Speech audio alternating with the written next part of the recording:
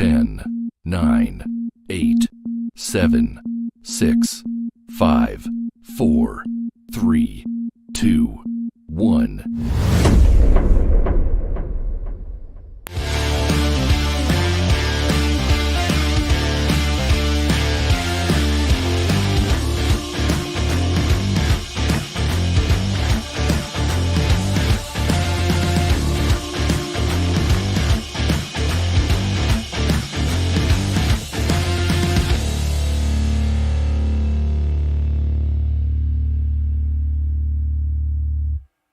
Okay, Randall, I think the problem is clear. I am a reasonable, well-educated, mature adult member of society, and you are a spoiled heathen punk who has taken over my school.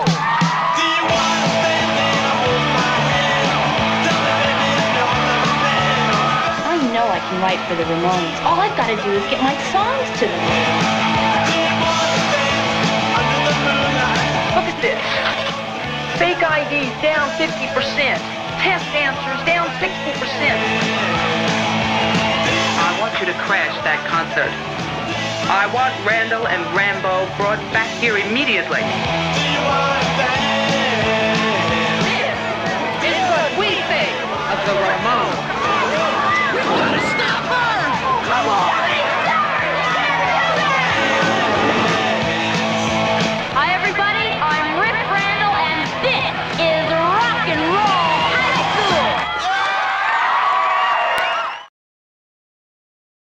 Where's the button? Oh, there it is. Where's the button that gets rid of that screen? Good morning, good afternoon, good evening, and good golly, Miss Molly. Welcome, you heathen punks. The first part's right in my case. To another Monday edition of It's Only Talking Roll. It's Monday. Yes, that means that all 15 of us must gather here together to talk about strange movies and kick-ass music. And I'm so glad that you're all here with me today so far in the chat. I can see Courtney, she's going to be joining us later. I knew she wouldn't miss this show. So following, I guess we're on a kind of a theme, because following last week's New World Pictures produced Death Race 2000 stream, we're going to stick with New World Pictures and Roger Corman for a very, very different movie in a very different genre, but featuring some of the same people. Yes, it's 1979's classic Rock and Roll High School, starring the one and the only Ramones. So, in my view, one of the greatest rock and roll movies ever made. Certainly one of the most fun. And I mean, where else are you going to see the Ramones dancing down a corridor with a bunch of cheerleaders and whatever? It's tearing apart a school. Tearing apart a school, and we'll be talking about that for sure. It's such good fun. It's a musical comedy, but it's a real celebration of the times, youth rebellion, the power of music, and it captures the energy of the late 1970s for me, which was peak teenage years for myself. Punk rock was emerging, but there's lots of other music in the movie too. And the Ramones being in it is just phenomenal. They weren't the first choice. We'll definitely talk about that too as well. But great storyline, and for PG, it actually does quite well, I think. But it's become rightly a cult classic over the years, despite its B-movie status. So yeah, you heathen punks, as we said, out there, welcome, and thank you for joining us for what promises to be a great show. As somebody said in the chat, are we going to do a series of Don Steele movies? Because he's in both this and he's in Death Race 2000. I'll have to think of a third one now to do, which would be difficult, but I'm sure I can find one. But so yeah, we'll talk about the cast. We'll talk about the music. There will be probably less video clips this week, as attempts to play clips from the movie resulted in instant copyright claiming, and much as I've ignored that in the past and just not cared, it'd be nice to occasionally eventually monetize one or two of these streams. So, I don't have a job, so so I'm trying to keep that to a minimum. It was some weird claiming going on from an Italian YouTube site who claimed any clips from the movie. Now, the trailer didn't get claimed, weirdly enough, but that's a mixture. But I actually tried to do a montage of Ramones songs from the movie, and after 22 attempts and getting claimed on it, I just gave up. No matter what I did, I couldn't get rid of it. The clips were getting smaller and smaller and smaller. So sorry about that. We do have some video clips to play, but not those. Anyway, welcome to my friends, and also welcome to Imperatus and Pope Metallicus. How are you? How are you guys? Doing all right. Heat finally broke here for the day, so at least I'm not suffering. You're doing good, man. Yeah, it's like 15 degrees cooler than it was last night, so I'm a happy camper. Well, it's hit peak summer here finally in the Alberta prairies, but nothing compared to the hot sweatiness you guys get. Yeah, it actually hit triple digits here, which is actually rare. Yeah. 3 digits is a lot. 2 I find is more than satisfactory. 3 digits is too much. Did I hear you say your water's broke? Is that what it was? He's not answering that one. So for you, Imperatus, and we have talked about the Ramones before. We did a couple of punk shows in the past. Mm-hmm. We're actually going to do a full Ramones show at some point, just about the Ramones. I think you might have done one, Pope. Did you? I've done 2, actually. I've done one on the Ramones and then one on the birth of punk as part of the history of rock and roll. Thought so, yeah. So, Imp, where do the Ramones stand in your pantheon of music loves? I actually really dig the Ramones. They're up there as far as the punk bands that I do like. Like them and the Misfits are probably the top 2. Oh, nice, yeah. But I also have a tendency to like some of the non-punkier stuff that the Ramones have done. You see that they are an interesting band. Like their song "Pet Cemetery" is an example. Yeah. Yep. They've had they themselves always said they didn't particularly enjoy the punk handle. They saw themselves as a rock and roll band, in much the same way as Lemmy and Motorhead saw themselves as a rock and roll band, not a metal band. And I think it's very true in the Ramones' case. They had a huge love of the stuff that came before. Lots of great covers of old surf and rock and roll songs. Mm-hmm. Like even in this movie, you've got "Do You Want to Dance" and "California Sun," and they loved bubblegum, they loved pop, they loved a touch of metal here and there. You know, the rougher side of the stuff. They liked new wave, but they were always very melodic and poppy. Mm-hmm. Nothing really threatening about it. When you listen to a lot of their even original stuff, it sounds like 50s rock and roll, just distorted and played loud as fuck. Yeah, exactly. Played extremely loud and with a lot of speed and passion. Weren't they the band that basically said, like, oh, yeah, well, this set takes an hour and a half, but we can do it in an hour? That's right. Having seen them once, which I saw them in the 1980 end of the century tour, it was like, I don't know, the gig was maybe an hour and a half, but there was about 30 songs. Yeah, it was like that when I saw the Misfits. Yeah. 1, 2, 3, 4. And then 2 minutes later, it was gone. Yep. Sometimes less. And that's rock and roll. There was no songs over 2 minutes long in the early days of rock and roll. It's, my God, this song's 2 minutes, 3 seconds long. We're not playing it on the radio. Right. Yeah. Well, back then it was all how many songs can you fit into an hour segment? Yeah, exactly. So, and I know you both love the Ramones, which is great. It's probably the most iconic, at least, punk band out there, and probably the best, I'd say, out of the original ones. And possibly even the first. I mean, there's lots of arguments about who were the earliest, and there were bands that the Ramones were inspired by, like MC5 and Velvet Underground and other acts, Iggy and the Stooges. But in terms of mid-70s proper punk bands, the Ramones, I think, were the first to get an album out. They were the first, and then the Sex Pistols followed them by like 6 months. Yeah, the Ramones were. So to me, that keeps the peace. Britain gets metal, America invented punk. Yeah, I mean, they were ahead of the pack, and I've always loved them. Absolutely, always deeply loved them. They were so exciting at the time as a teenager to hear this. What the hell is that? But fun, lots of fun. Our great friend at Christian Delorme. Good to see you, my friend. Christian Delorme's vinyl revival. Speaking of monetization, I've been neglecting your whiskey glass. Let me top it up. Well, cheers, buddy. You're a huge supporter of me with the super chats and stuff. memberships are coming. D-Bud knows memberships are coming. It all helps keep the lights on here at Seniors Tower, Senior Infirm Tower. So thank you for that, my friend. For that, you do get a clip, and it has to be something relevant, I think. Let's go! Hey, ho! Let's go! Hey, ho! Vintage. That was the Ramones in London and the Rainbow in 1977. Wish I could have gone to that. I didn't see him till 3 years later. So thank you, Christian. But there's lots of other people here.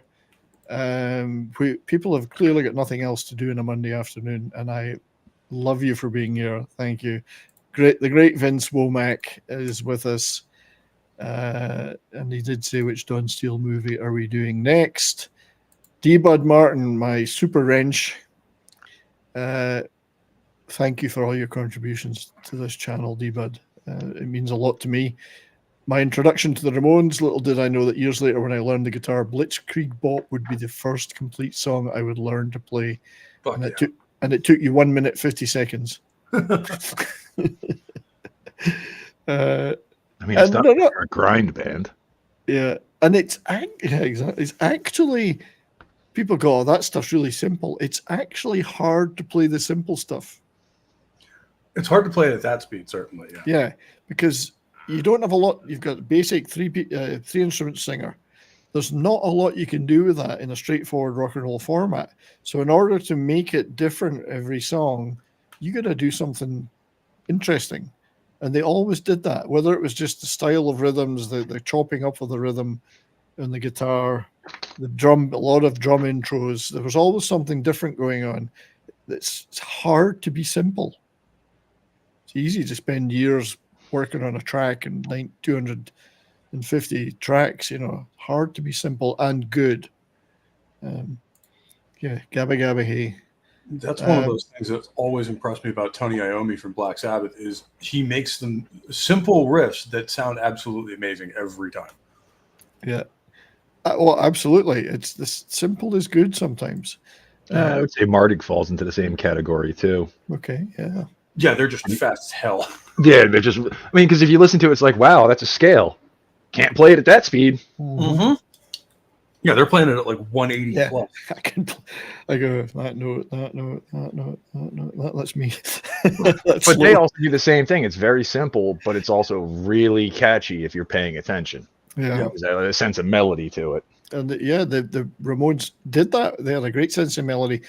Like all good bands of this kind, the backing vocals and the harmonies were very important when you listen to that. And the double tracking of the lead vocal, it's very Beatley, what the Ramones did with that. Eagle Bower, yes, one of Clint Howard's finest moments. We'll be talking about that too. I love the references to Alice Cooper in here too. There's a couple of them, especially because I was part of the school not newspaper, but like the morning news broadcast essentially on our PA system. Yeah. So the last day of school, my senior year, we just started blasting shit like "School's Out" by Alice Cooper. Yeah, and it's in the movie, so which is perfectly appropriate that it is, given the part of the movie it's in, and how popular he was at the time. Grand Theft Auto has also Don Steele and the other Howard brother in it. So Ron Howard directed, Clint's in it. So we probably will talk about that movie one of these days. We do canon movies, but we also seem to be in a New World Pictures movie. Right, we started that arc. Yeah, we started that arc now. Courtney's doing her best to get connectivity to join us, and I'm so looking forward to her joining us. Not enough Ramones in that intro. I had a whole Ramones montage I've been working on for this show, just copyright wiped every time, so I had to give up. Although I might just say screw it. Who else is with us? Sporking, good to see Scott. You, my friend. Yeah. Soul Assassin is here. We may have a small but enthusiastic crowd today. Other people are probably enjoying the sunshine. Awesome One is here. Good to see you, mate. Am I missing anyone? We'll catch up with everybody later, of course. Your memberships are coming. They're not even breathing hard. This week, I'm going to be doing something about it because there's no show next Monday. Just should mention that now because I'll be away for the day. So, Lord Thoth, the great Lord Thoth, a hoser. What a hoser that guy is. Oh, good going. Hey, over here for donuts. Don't listen to him, man. He's a hoser.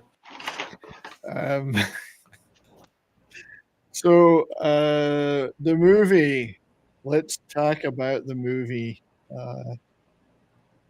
Released in August 1979, a lengthy, for Roger Corman, a lengthy 93 minutes running time. I think there may even be an extended cut out there with a few more minutes in it. A reported budget of somewhere between 200K and 350K, depending on who you believe. So pretty in line with New World Pictures. I think that's even less than Death Race 2000. I guess I had the cars in it, and it was more expensive. Well, they did blow a building up in this one. True. Oh, the band didn't cost them much. But yeah, the Ramones apparently were paid $25,000 and no expenses. So, but it was exposure, and the album did well, I think. It deserves to. It's a great album. Oh yeah, there's no box office return of information I could find on this, so I don't know how much money it made. I suspect it made its money back pretty well. Can't find any figures. I do recall it was released theatrically in the UK. I couldn't see it because I'd just joined the military, so it wasn't conversant with my schedules to go see it. So I didn't see it until 83, 84 on VHS, but did have the album on cassette. Album doesn't have all the songs, of course, that are in the movie, which is interesting. So a great movie. There's always been, I love the artwork. The posters were always, that's a very classic 70s. It's like Animal House. It's that kind of artwork. Well, when you look at it, this is kind of Animal House, just with the Ramones playing in it. Yeah, Animal House with the Ramones instead of set in the early 60s. Yeah. And it's so perfect for their mindset as a band too, where they're just kind of four fuck ups from New York that don't take things too seriously. Yeah. And they're acting, a line in the movie was like, "Oh no, we got kicked out of high school." Yeah, there's a lot. They've got a lot of good lines. Although apparently Dee was so bad at delivering they reduced his to 2 lines. Yeah. They took them all off him. Yeah, some great artwork. It's that cartoony, and there's a Looney Tunes feel to some of the movie, a cartoon feel to it, which I like. I don't dislike that at all. Yeah, it's not quite slapstick, but it's got this very zany, off the wall sense of humor to it. Yeah, Clint Howard doing a screening of it in the Alamo Ritz in Austin. I think that might be where the trailer I showed was from that event. I quite like this one. I like this this cover with Rock On edition. I noticed at the bottom includes songs by Fleetwood Mac, Alice Cooper, and Devo. I don't know I think Alice Cooper may have turned up on the album, but the other two didn't. And it's weird that there's 2 old Fleetwood Mac songs. Peter Green's Fleetwood Mac, on this album, Albatross, when he's in the Passion Wagon. So because that was erection section music, as we called it at high school dances, and there's another Jigsaw Puzzle Blues. I do like I always love the Japanese artwork and posters. Not quite sure what it all says. The Ramones became a huge thing in Japan, and it's really interesting because the two sides of Japanese culture could not be more different. Like on one hand, they're very disciplined, they're very regimented, everything's very clean cut and very disciplined all the time. But metal and punk are huge over there. Yep. The Ramones played for Mr. Burns, that's right. Yes, that's true, yeah. And in this movie, they got paid in pizzas, pretty much. Apart from Joey, you didn't get to eat the pizza. Right, poor Joey. Poor Joey. Another version, Japanese version. I I just love that artwork. Now, I want to talk about the background to the movie. Roger Corman was great, as we said last week. He was great at getting on bandwagons, and he wanted to be the second to be the first to make a movie about a trend. And at first, he said he'd wanted to make a movie about disco, because in '79 disco was still hot. It was kind of past its peak, I think. I think we're all very, very happy he chose not to. And originally there was a movie version of it called Disco High. Then there was a version called Heavy Metal Kids, which would have been interesting. And then Girls Gym, which obviously has a very different feel to it. And I think you can see with the whole Rock and Roll High School by PJ Souls in the gym is probably what you would have got a lot of in the script for Girls Gym, which was written by Joseph McBride, who doesn't get a credit. They eventually took his work and reworked it. He had something to say about this situation and why the title changed so much, because he was firmly fixed on disco, and he was persuaded otherwise. I think a couple of others, but this was an example of where one of my employees did what I tell them to do, which is when I'm wrong, say, Roger, you are wrong. I called in Alan Arkish, and I mentioned Rock All Night had been a big success for me in the early days of rock and roll, and disco was very hot at that time. And I said, Alan, I want to do a fast, funny, hip picture called Disco High. And Alan said, Roger, it can't be hip if it's disco. It's got to be rock and roll high school. And I said, Alan, you are of an age to know that. I am not. We will make rock and roll high school. And thank God he listened. Although Girls Gym might have been interesting. True, but watching a disco movie about high school would probably be the fastest way to get me and Imperatus to commit seppuku out of anything. Right. I'm sure there probably was one as well. So, I'm sure there were teen movies about disco. It would surprise me if there wasn't. True, yeah. Yeah. So this writer Joseph McBride, sorry, he was hired to write a script for Roger Corman, and he did drafts on a movie about a female gymnastics team, Girls Gym. And New World said, maybe not. Let's do a music movie because music is hot right now. And brought in Richard Whitley and Russ Devonich to complete the script and basically rewrote it all and left a little bit of stuff like this in, but made it all about music. And there was a lot of dispute about the writer's credits, but it ended up the way it ended up quite rightly, I think. Now, the Ramones were not the first band asked to be part of the movie, though, which I find fascinating. In that, first of all, Cheap Trick were approached, and in 1979, Cheap Trick were pretty hot. Yeah, that was like the height of their powers. Yeah, post Budokan, Dream Police was out or coming out. Pretty hot, pretty famous, had a great cartoony image. Were pretty anarchic in their own right. But for whatever reason, whether it was money or scheduling, they passed on it in the end. And I think that's for the best, because I don't think they would have worked as well in this script as the Ramones do with their reputation. I think it may have worked in certain aspects, but it would have been a different movie, I think. It wouldn't have had the same feel to it.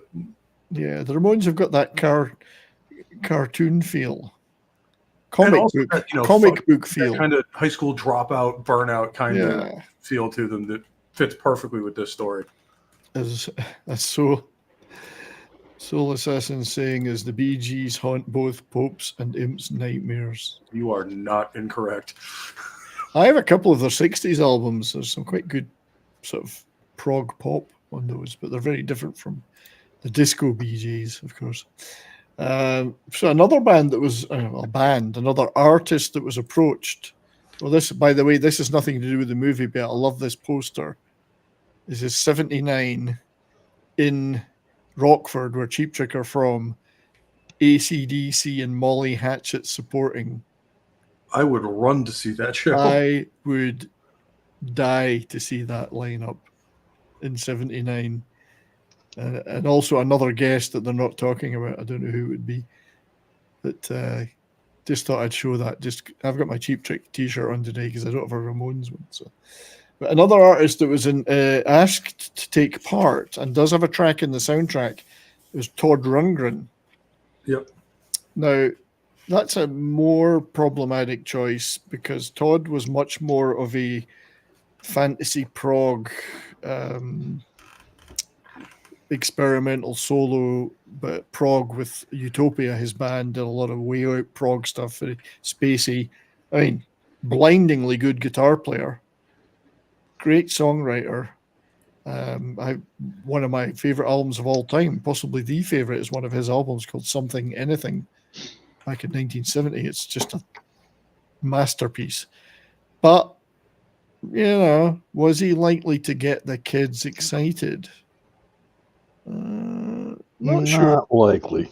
Not yeah, likely. he's more of a music nerds type of rock star, whereas the Ramones are, what the kids and young adults really wanted. Because they weren't much older than the kids. Yeah. They were like 25 at this point. Well, exactly. They're pretty young. Todd was a little bit older and a little bit more proggy, and although he's flamboyant, he had a very flamboyant stage act. I'm not sure it would have been the right, and he didn't necessarily have the hits. Like some of his hits were way back in the, like I Saw the Light, Hello, It's Me. They were way back in the early 70s. And he was still on top. I mean, he still was a very popular artist, but I just don't think it fits. He himself bitterly regrets not doing the movie. Well, because it would have been his last shot at relevance. Yeah, to this day. And then he moved into more kind of experimental new wave stuff and whatever. Although, like I said, the Ramones in this period kind of fit what the movie is going for because they had that very, at the time, rock and roll terrorist reputation. Yeah. Of like the parents absolutely hated them. Kitty Bear's off to listen to the Bee Gees. Well, good luck, Kitty. Like that, Kitty It's Bear? been nice knowing you, mate. Good luck. Never could trust the Danes. Yeah. The Ramones did fit this. It was the perfect choice. I think it was Alan Arkush may have said, why don't we use the Ramones? And they leapt at the chance because it's a movie. And it was, they were still very young as a band. They'd only been around for 5 years almost? 76 was the first album, I think, but they'd been going for a couple of years before. 3 years after. Still at their peak, 4 albums in. There were 4 albums in. Their career from 76 to 82 is absolutely stellar. Yeah. So I think the right choice was made in the end. They fitted the comic book feel of the movie. Obviously, none of this happens without Roger Corman, the cult classic king, producer of this through New World Pictures. He had a little more to say about some of the casting of this movie, which is is interesting. Heavily involved as a producer. He didn't direct, but heavily involved.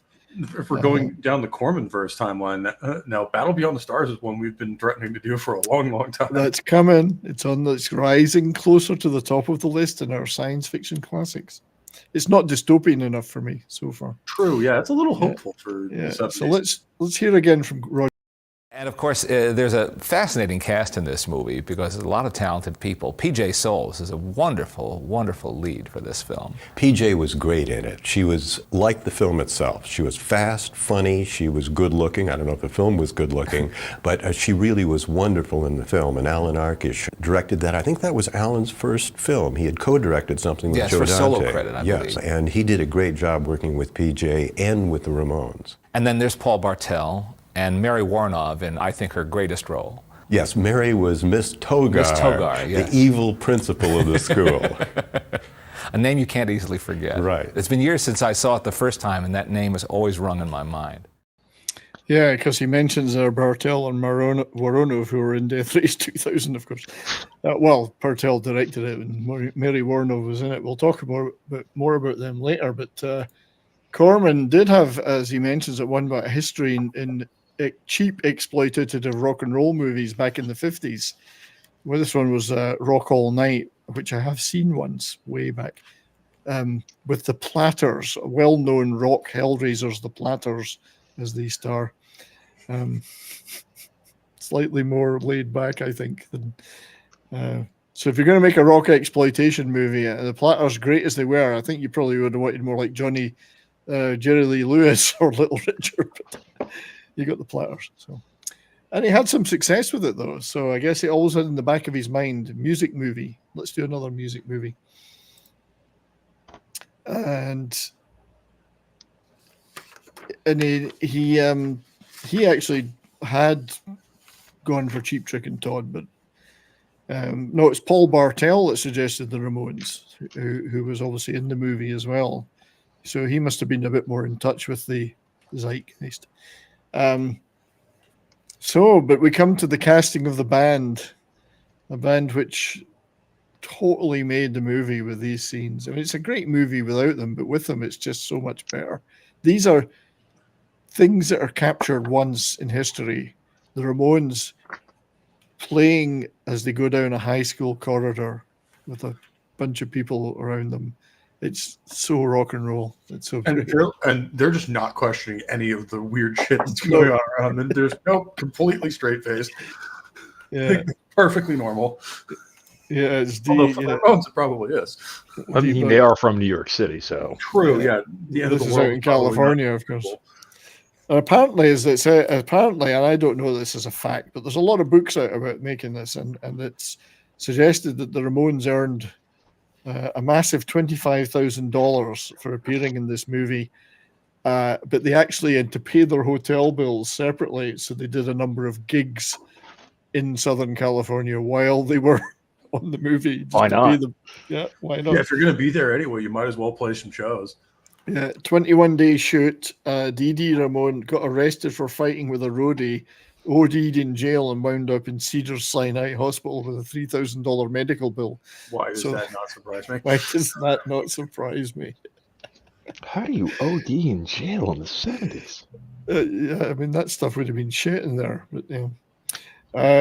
So rock and roll was definitely it was a rock and roll lifestyle. But yeah, so the lineup by this time was Marky had replaced Tommy.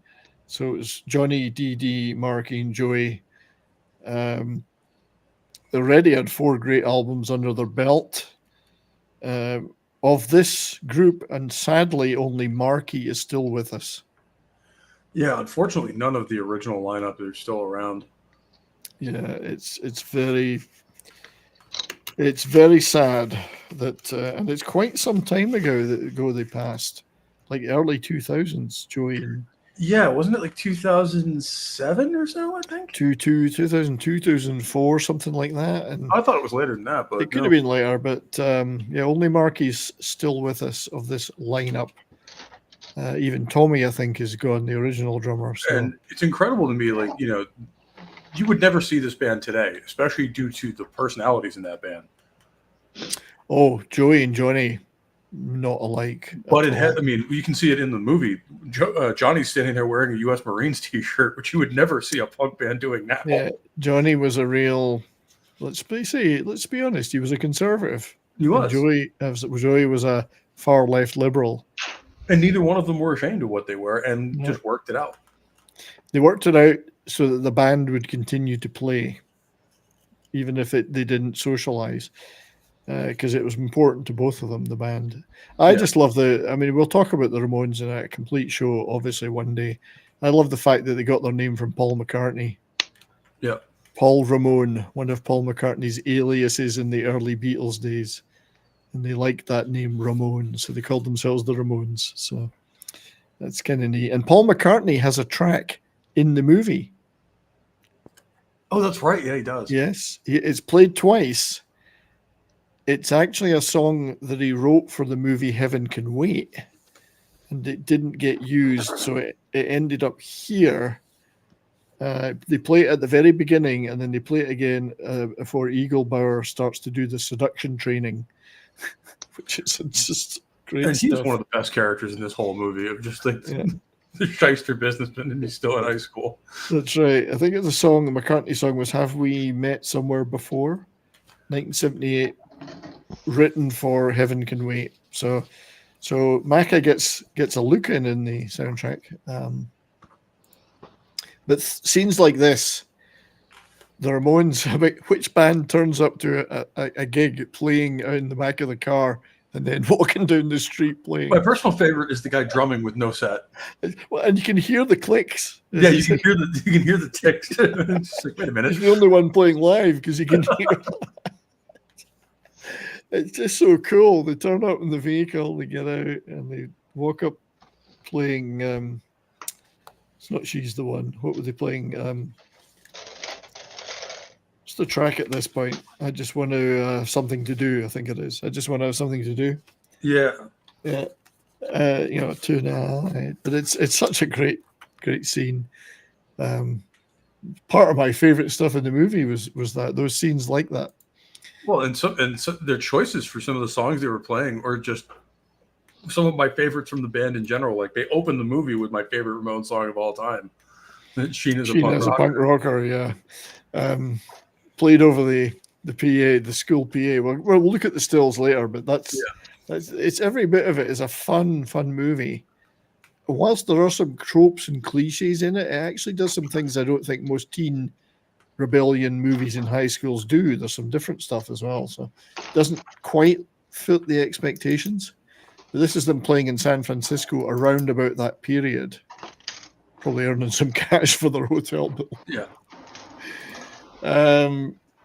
PJ Souls, of course, and she's just a fantastic character in this one. Riff Randell, what a great name. Riff Randell, partly inspired by Riff Rendell, who was a real life rocker and member of a band called The Girls, who had a real thing going with the Ramones. Like they appeared with them a few times and were not groupies, but were really close. So she's based on some. Yeah, they're always seen together. That's right. Yeah, so she's based on that. Riff Randell, obviously PJ Souls, who I think is still with us in real life. She, I guess she's the star in a sense of the show. Riff Randell, she's the one that loves the Ramones, wants to write a song for them, etc., and gets everything going and everything happening. Which I love the fact that like the movie's called Rock and Roll High School, and you have the Ramones, one of the most popular bands in the world at the time, but they're not the main characters. They're just kind of in the background. Yeah, but I mean, well, in a sense, I mean, it's her. She's the star. Yeah. But the stuff that she does with them fits really well. They kind of follow her lead eventually. And obviously she's at that point, she was pretty hot as an actress. Scream Queen. She was known as one of the Scream Queens. And I remember these movies so well. Carrie, where she played the real shit in Carrie. Who did the whole pig's blood thing. She set all that up. Real shithead in that. It was great seeing her get her comeuppance. Also, she gets a little bit of a comeuppance in Halloween, which is always fun. I don't think she survived any of these movies. Here we see her in Stripes, of course, with Bill Murray, which played one of the military cops that he and Harold Ramis, I think it's Harold Ramis and him cozy up to. And she was in Private Benjamin, of course, as well, similar kind of setup. So she had a lot of success. So she was fairly well known, which was good for this B movie to have a known name. Also in it, there was Vincent Van Patten playing the Tom Roberts, the high school jock, lovelorn high school jock, has no success with the girls. That's going against type for the trope. Usually the quarterback would be the guy getting all the girls. He's useless at it. And it's starting to bother him. Interesting guy because he was a one-time tennis pro. The actor.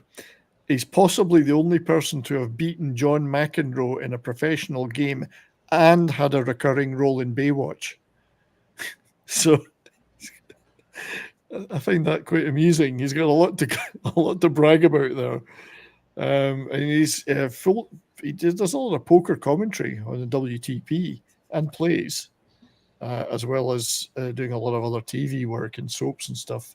So he's still with us today. I love the Passion Wagon. We'll get a closer look at that later. But I like the fact that even though he was the jock, it's not like Animal House, where the jocks are the shitheads.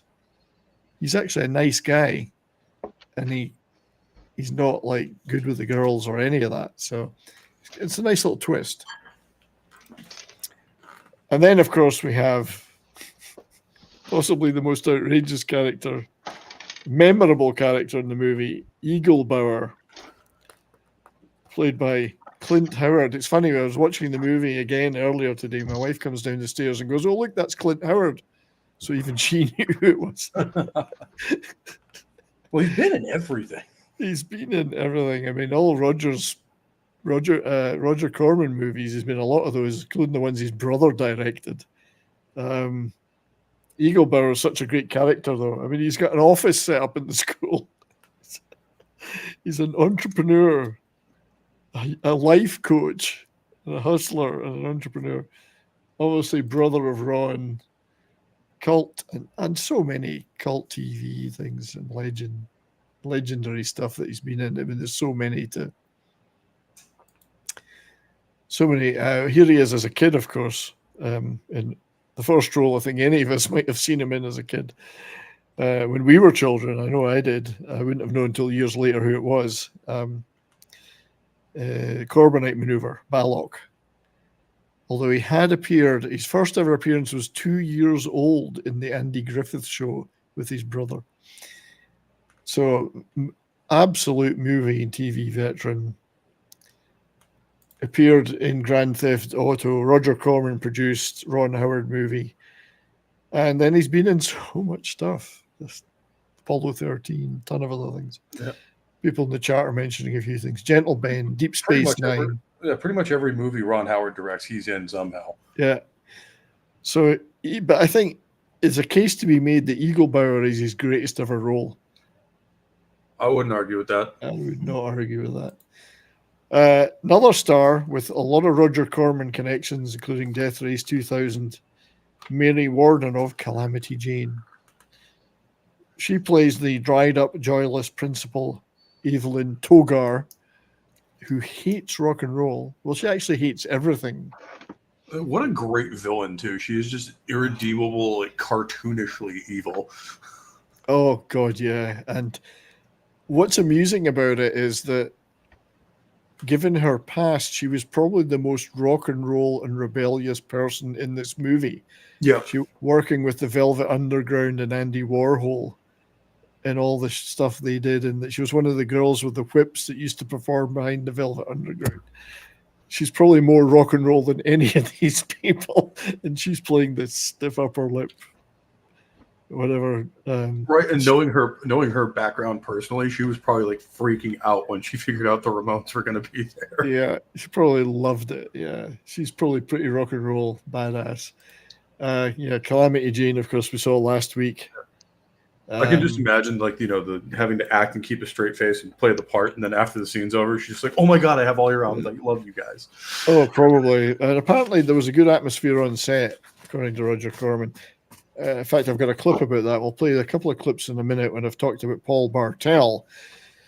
Beethoven-loving music teacher Mr. McGree starts out in a suit and ends up in a Ramones t-shirt, who grows to love the Ramones, or the Ramones as he calls them to start with, and resists the principal's efforts to shut down the rock and roll. He moves over to the side of the students, as a good music teacher should.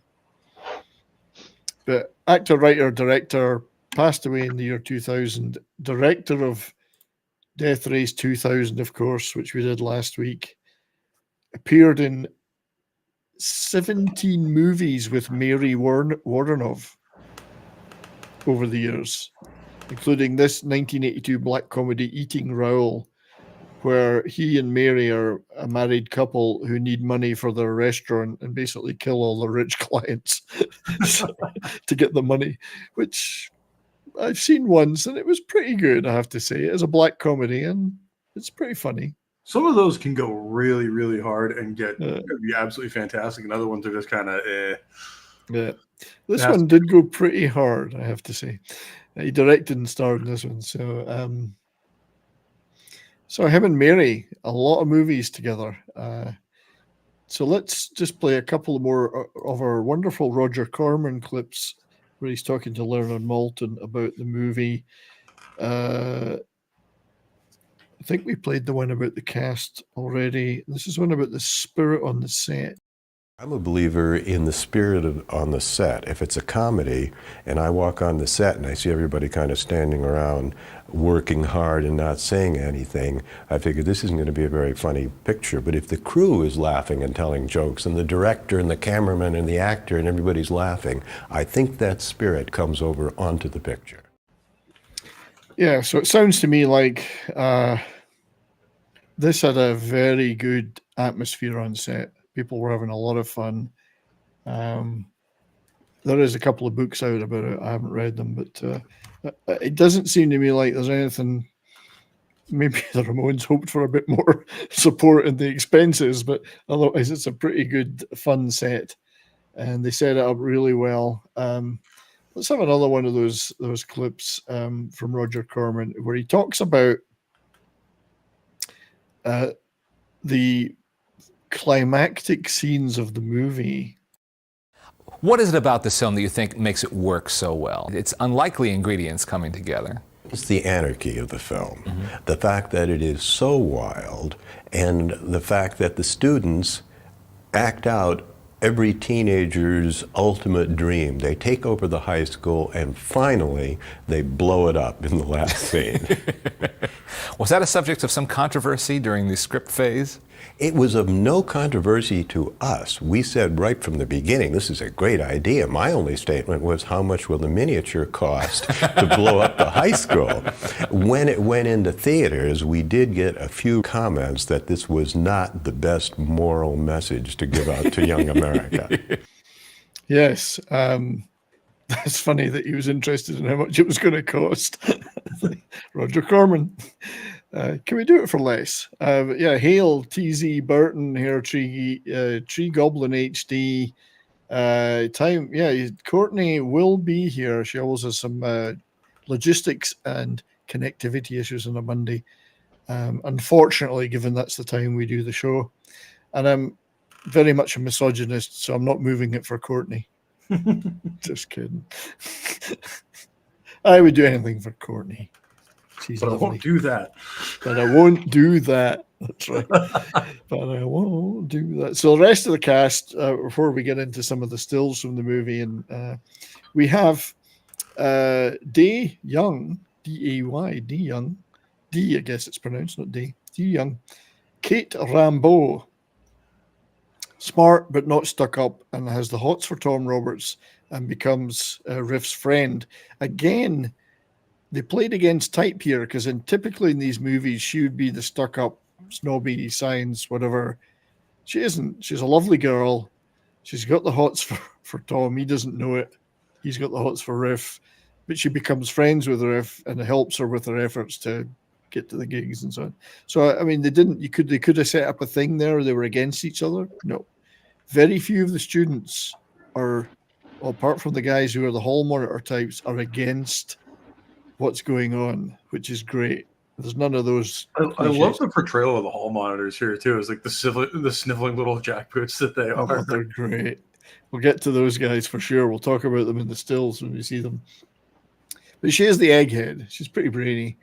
Here she is in a Ramones t-shirt some years later. She wears that t-shirt well. Obviously proud of her part in the movie. And she does pop up in Pretty Woman as the stuck-up shop owner who disses Julia Roberts and then loses out on the big commission later when she comes back all prettied up. And then Spaceballs. She was a waitress. Oh, that's right. Yeah, shit. Yeah. So there's a couple of good scenes with her in them. So I can see a couple of good scenes right there. But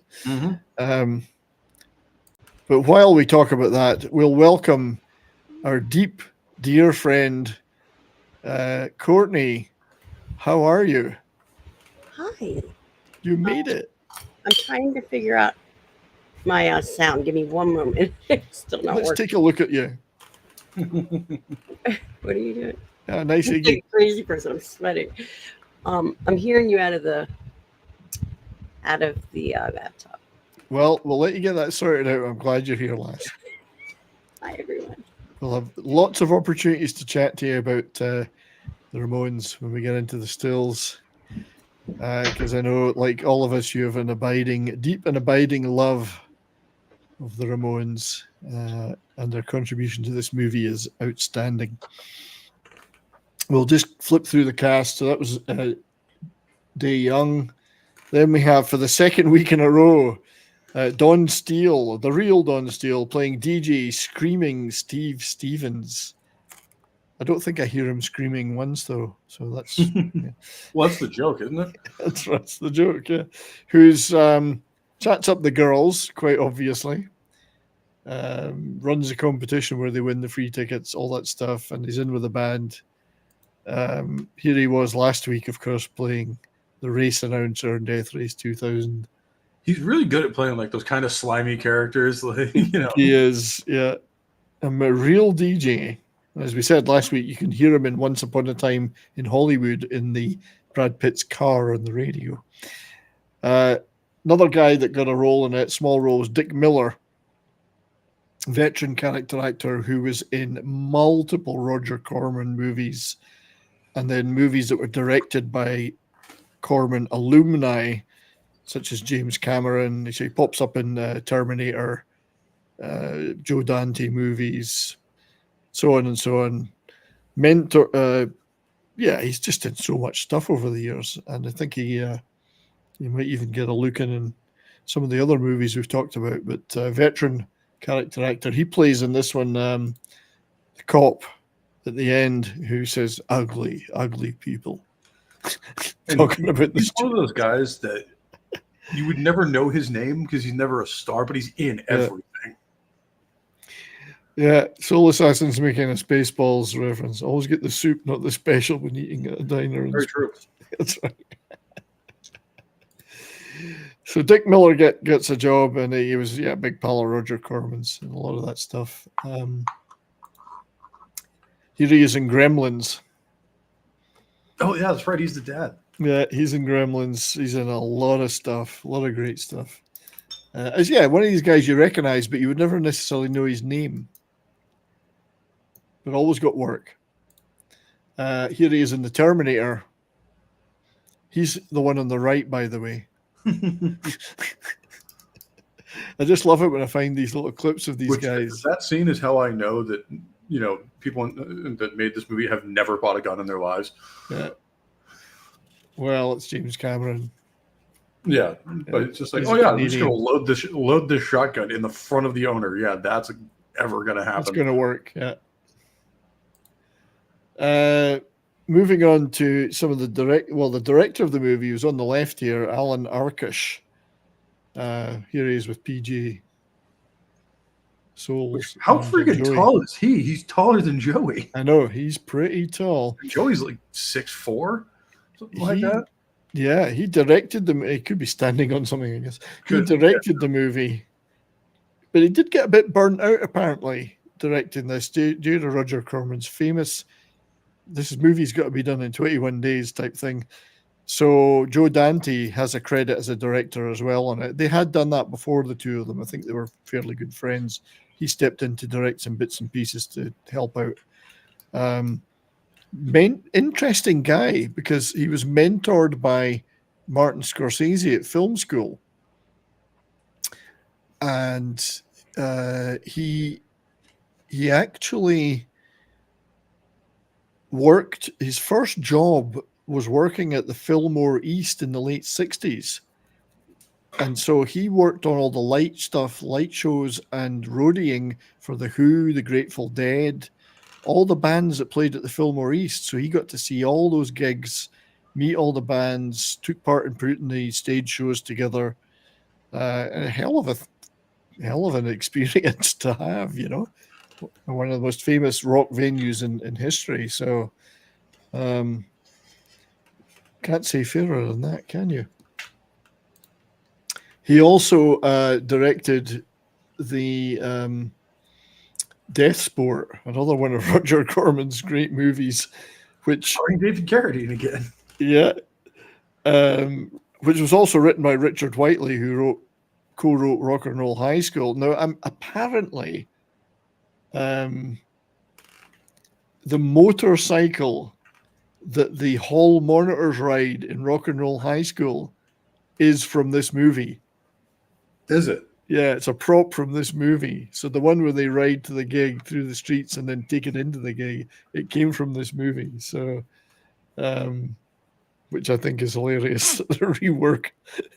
Reusing that, you know. So Alan Arkus, pretty good guy. Still working. Does a lot of TV work now, or did a lot of TV work over the years. Joe Dante, of course, went on to great fame and fortune, but heavily involved with Roger Corman. Got his start with him directing Piranha, of course, which is another one of those great New World pictures that did massive box office on a very limited budget. I think it was the Bikinis. Dick Miller in it as well, of course. Dick Miller's in it. You see the connections here. Obviously, Gremlins 2, another one of his, and Dick Miller in that. Well, that's kind of how Hollywood's always worked. Of like, you get jobs because I worked on this production with this guy, and then he's doing a new thing and wants me to do it because he's worked with me before. Yeah, it's that kind of thing. So the Roger Corman orbit, very tight bunch, all gave each other a lot of work in later years. Like Dick Miller got work from all those first-time directors because they all, I think, they kind of got along in adversity, you know. So I like that. I like that story, you know, those stories. So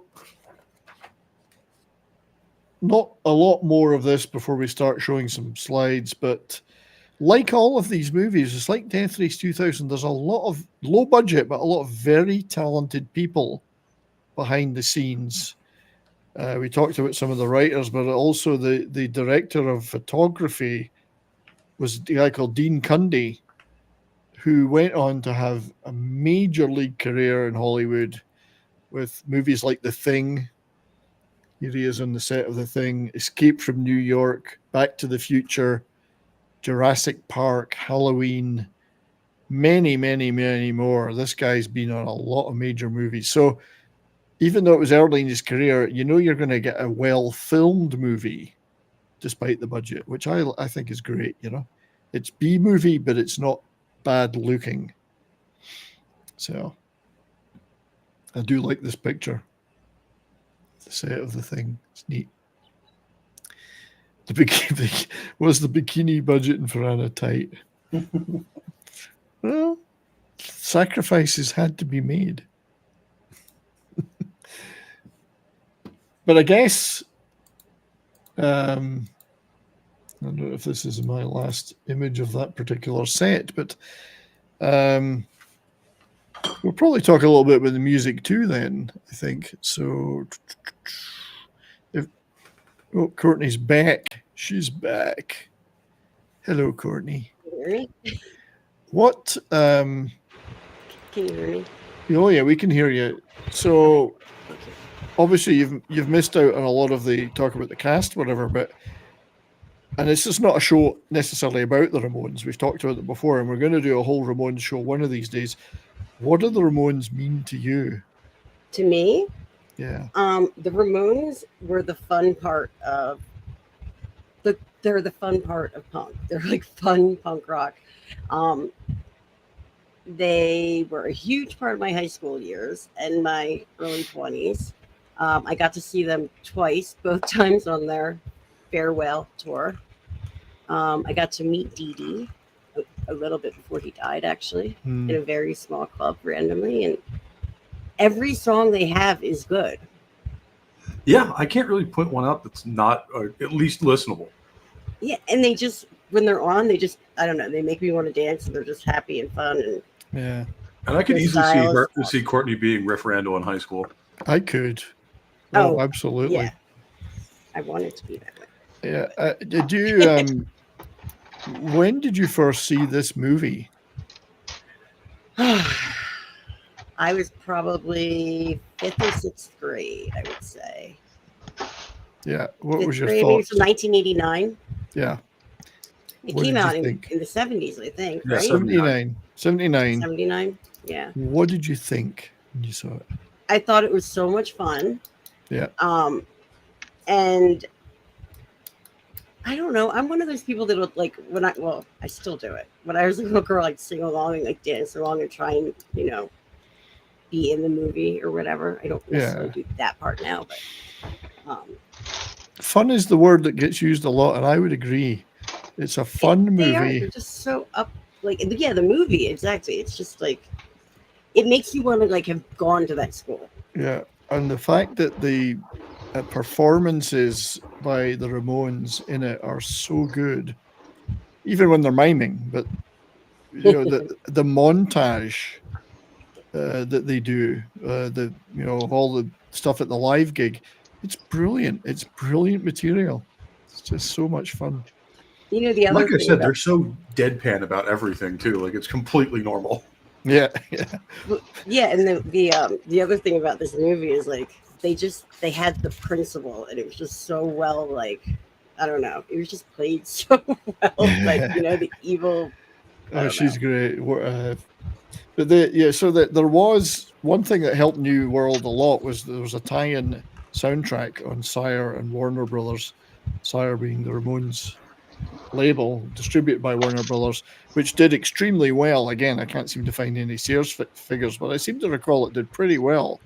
Doesn't it have like Nick Lowe on it? And yes, it's not all the Ramones, right? Indeed. Yeah. So not just the Ramones stuff, but people like this are on the soundtrack. You hear them in the movie. One of my all-time favorite artists. I love Nick Lowe. So It Goes is on this album. That's such a good song too. Yeah. I can't believe you have that album too. I have what do you not have? I have every Nick Lowe album on vinyl. And nice shirt, by the way. Well, they were almost in the movie, so I did hear you saying that before, and I didn't know that. I learned something new. I don't have a Ramones shirt, but yeah, Nick Lowe is in the soundtrack. So, soundtrack did pretty well, but it doesn't feature all the music that's in the movie.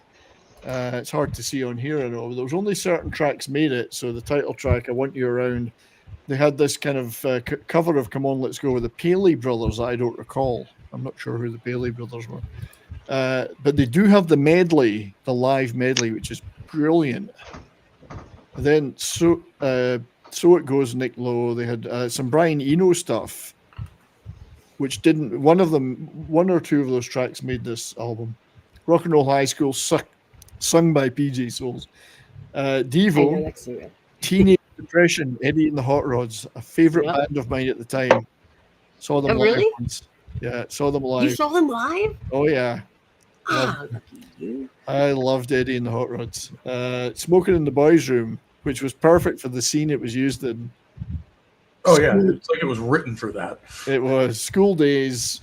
Todd Rundgren, who was also meant to be in the movie but didn't, he makes it a track. He's on here with A Dream Goes On Forever, which is a really nice track of his. And then of course School's Out. These are all the ones that made the album. I love this poster, by the way. This is a poster for the album. Again, great artwork. Isn't that? I wonder who did that poster. I wonder if that's someone that was big with, something. Because we have a lot of, like indie comic fans and stuff in the chat, probably. But I always wonder if it's. I always think of the Ramones as a comic suitable band. They can be turned into comics. Yeah. Well, they were kind of like, I don't know, they were just characters. Like they all looked good, had the same look, kind of. But I don't know, Joey with bangs. You never saw his eyes really. So the single "Rock and Roll High School" was a big hit in America and Britain. Alice made the cut, of course, with "School's Out" appropriately, as they were trashing the school at that point. Yeah, and one of his all-time classics. Oh yeah, it never fails. That song never fails.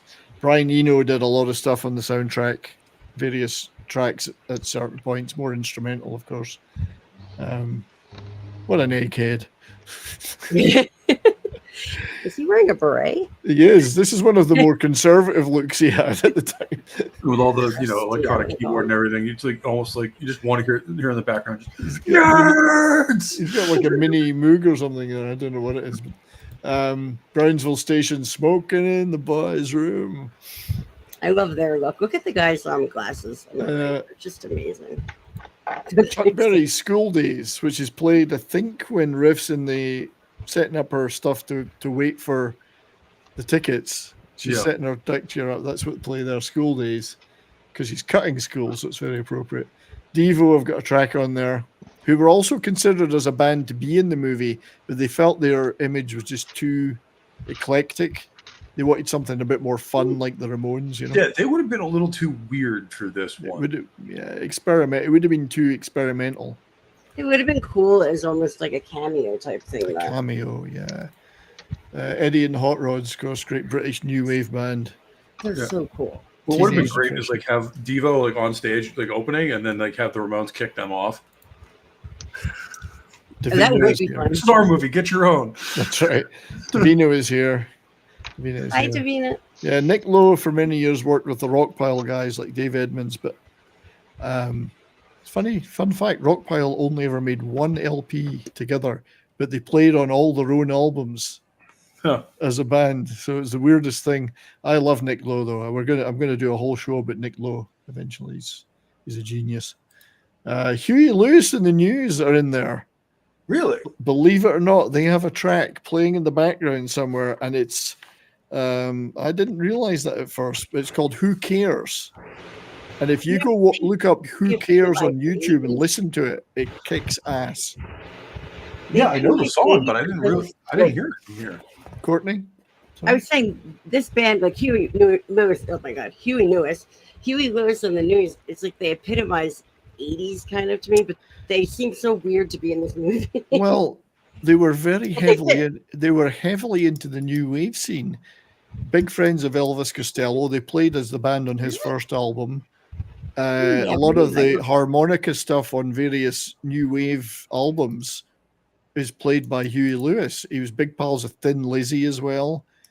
He hung out in Britain in that new wave scene in the late 70s. So they're actually, although they became kind of a soft melodic rock band, they had a new wave beginning to them, you know. Who Cares is great bass line on this track. I didn't know. I need to look into that, like study that a little bit more because it's interesting. Yeah, that song rips. I just didn't realize it was in this movie because, like she says, Huey Lewis doesn't sort of strike me as a 70s act. Like, you know, it's too early for that.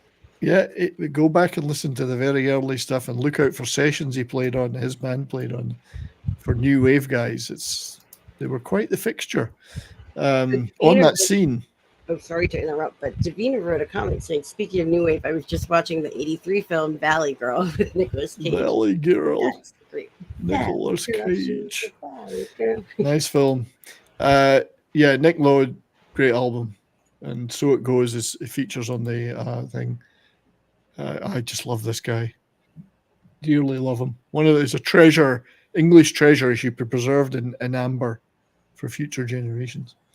Paul McCartney, as we said, Mac has got a track on the album, playing twice, in fact, with his late 70s Wings lineup.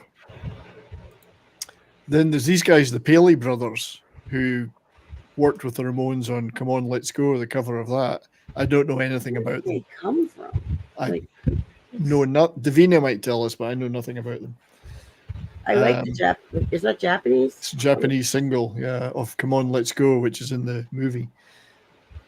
I know the song, but I don't think of it. I don't know. This is on the movie and the soundtrack. Todd Rundgren, A Dream Goes On Forever, from the album Todd. Great track, by the way. Great track. And there was some other stuff.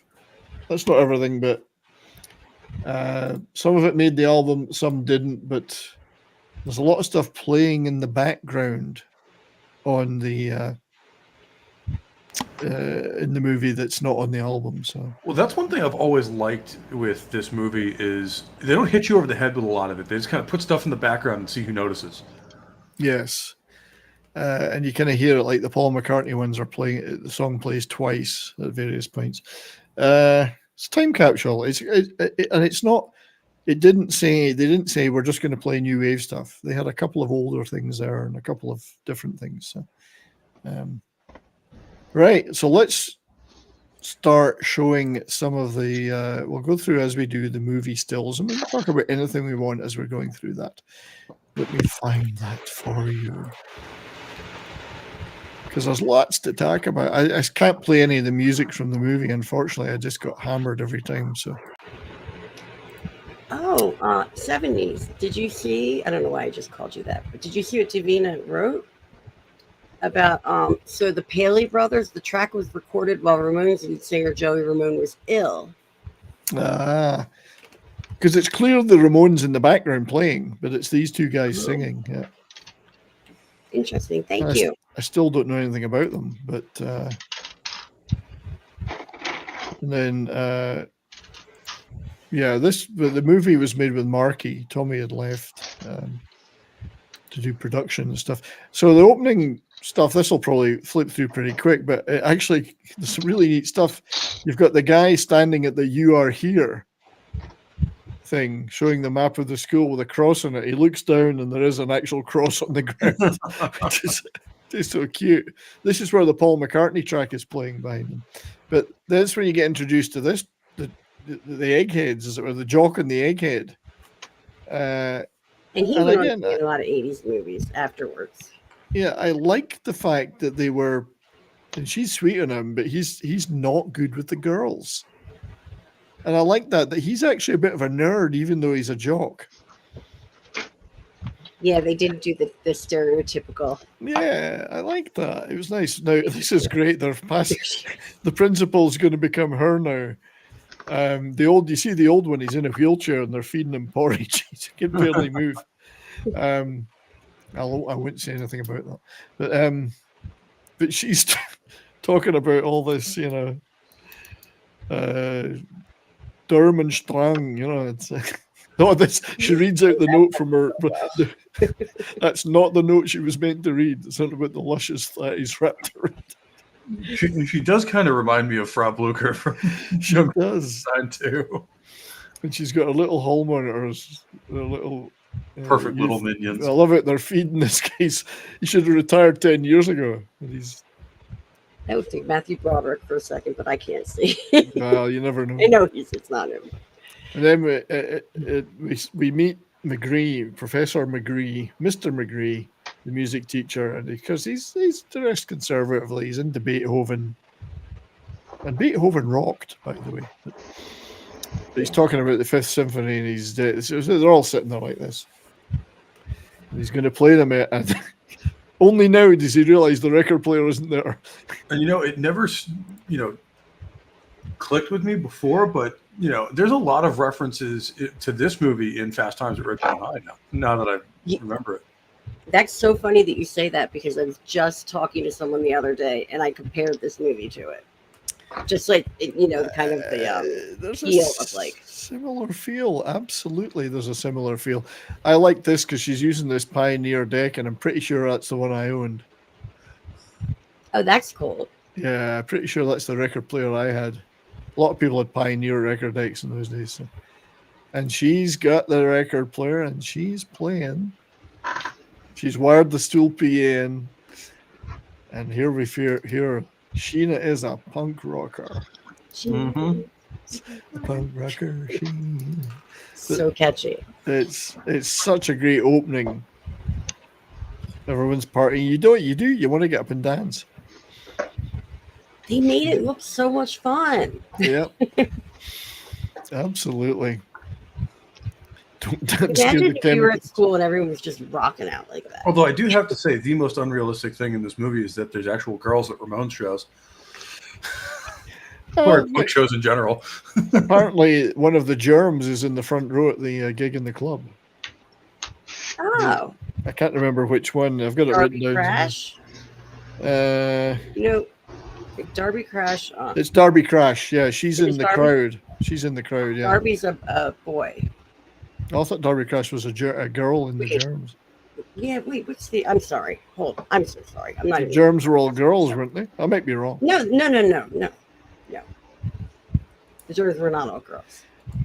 Have you ever met a germ? No. They're tiny. How would you know?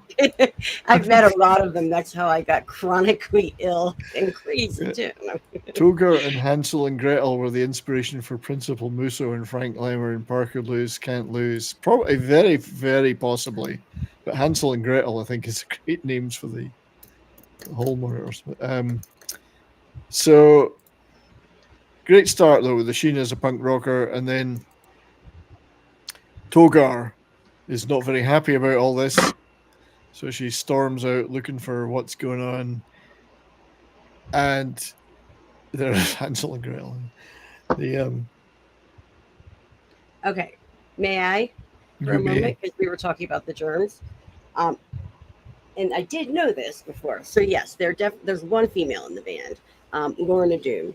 She's the bass player. However, Darby Crash is the singer, who was pretty crazy. And then Pat Smear was in the band, and he is known also Nirvana Unplugged. Indeed. On MTV, he's playing with them. Yes, he's the other Nirvana guy. Yeah. I think that name's great, Pat Smear. Yeah, Davina, Darby isn't it? Well, Darby Crash may have been a man then, but who are we to assume it's gender? This is true. Oh, yeah. We're not supposed to define a man. Anyway, Darby Crash is in the crowd in that Cool. scene. I don't know what he looks like then. So critically here, we're getting Riff Rendell and the other, the smart girl, Kate Rambeau, actually kind of hook up here as friends, which again, you would think these two would be at odds, but they're not at all, which is, I like, they avoided that cliche. I like that. They would become friends, not enemies. So I'm not interested in punishing anyone, but you are. You are interested in punishing people. And this, I like when they walk away here, the two girls, and they're talking. That's when you hear Eddie and the Hot Rods' Teenage Depression playing in the background. I want to hear this whole soundtrack really badly now. After this. But you need to watch the movie to get all the music, because the soundtrack was different, which is a shame. In fact, the Ramones tracks are interesting. The Ramones originals recorded for the movie, like Rock and Roll High School, were originally produced by what's the guy's name? Ed. God, Ed, not Ed Sheeran. Ed Stasium, that's it. But the versions, then Phil Spector came into the picture. And he reproduced. Sorry, why did I say reproduced right in that scene? He re-recorded them and produced them prior to him then working on End of the Century with the Ramones. So the actual versions you hear in the movie are the Ed Stasium mixes. The ones on the soundtrack are the Phil Spector mixes. And you didn't get the Ed Stasium mixes till years later on Ramones Mania compilation. So Phil Spector had already started mucking about with their sound. But this is funny because this is the running gag. All he can talk about was the weather because he's so useless with girls. Yeah. He's not the typical jock. He does look pretty scary there. Raining cats and dogs in Idaho. Yeah. So really nice setup. It introduces us to these people pretty quickly, and he starts to get the hots for Riff, even though Kate's got the hots for him. But this whole Eagle Power thing is just incredible. Genius. He's running an entire business of his own within the high school. Smoking in the boys' room. And they're all lining up to use his services. So he's a life coach, he's a mentor, he's a fixer. I love this stuff. And then Clint Howard as Eagle Bauer. He's got an office. totally laid out. He's got phones. He's got a secretary. I think possibly Clint Howard's best role. That's a case to be made for that. And Oh, he sells. His costume in this is just like as 70s as it can get. He's got the wings on the shirt going all the way out to the shoulders. Yeah. He's got the whole spiel. And he unveils a picture of Kate Rambeau behind the curtains. He's got luggage. And what are you here for? Well, I want to be able to chat up a girl. He's no good at chatting up girls. So he's got files on everybody. Riff Rendell. And yeah, he wants Riff. He doesn't want the smart girl, but hard cash. He's got hard cash. So Eagle's in there. I just love this whole bit. And I love his character too, because we all had that friend in high school who just knows everything. Yeah, that's right. And he's kind of this guy of like he's your intel guy for them. Yeah, I like how later on in the film he talks about Tom and he said, "I sold him his first touchdown." Yeah, there's a line where he says, "I sold him his first touchdown." Well, how did you do that? How did you sell him a touchdown? She doesn't even know the Beatles broke up. Yeah. He just says it too. It's like not like it's like a big thing that gets like harped on. He just throws it out there, and everyone's like, "Wait, what?" Yeah. What? Okay, so she's getting into the rock and roll. Oh, this is a weird scene. What is that? What is he in? That actor. I'm not quite sure. He looks like Booger, but I know he's not Booger. Or is it Booger? So he takes the note, and instead of actually taking it to them, for some bizarre reason, they made a paper airplane out of it and flew it through the school. I like the Vince Lombardi High School signs. It's various slogans on them. Winning is not losing, or better than losing is one of them. So he's getting the call from Togar. Meanwhile, this is where the gym class stuff came in that was in the script. When it was meant to be about a girls' gymnastics team. They thought they'd keep those scenes in for some reason. I have no idea why. I don't know why. But Riff, what is he in? He looks like someone that's been in something else. He looks like Booger from Revenge of the Nerds, doesn't he? You're not wrong. He does. Let's look that up. He's one of the two. That's what I thought. I didn't know if it was him or not. But. Davina might tell us, and early Seth Rogen. Davina might tell us who he is. Which one is he? Is he Hansel or is he Fritz? Fritz Hansel, Fritz Gretel. Daniel Davies. No, it's not him. Well, let me look up the other guy. There's two guys. Maybe it's Lauren Lester, who's still apparently doing a lot of work. What are we looking for?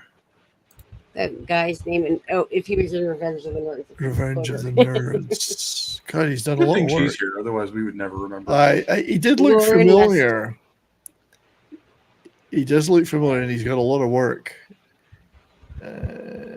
including a lot of daytime soaps. Hey, he was in the Gilmore Girls. Oh, he was? He was in the How far back do I have to go? For Revenge of the Nerds, it would be the 80s. It's not mentioned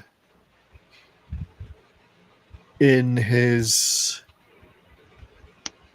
It does look like someone, though. You're right. He looks like someone that's been in something.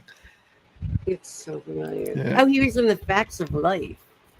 Okay, Davina's got that. Yeah, he's been in like The Bold and the Beautiful, and The Young and the Restless, and a bunch of other stuff, as well as a lot of comic-related stuff and voice stuff. So this, I love this whole section. So she's been doing these scientific experiments to prove that rock and roll is bad for you. And she's got the gym teacher and the music teacher. And this is when you start to see that McGree is like what is all this you're doing? You know, I'm not a lover of rock and roll, but this is a bit much. She's putting the mice in the picture. The picture of the mice before and after. I love the after picture. There's the before. Hopefully, there's the after.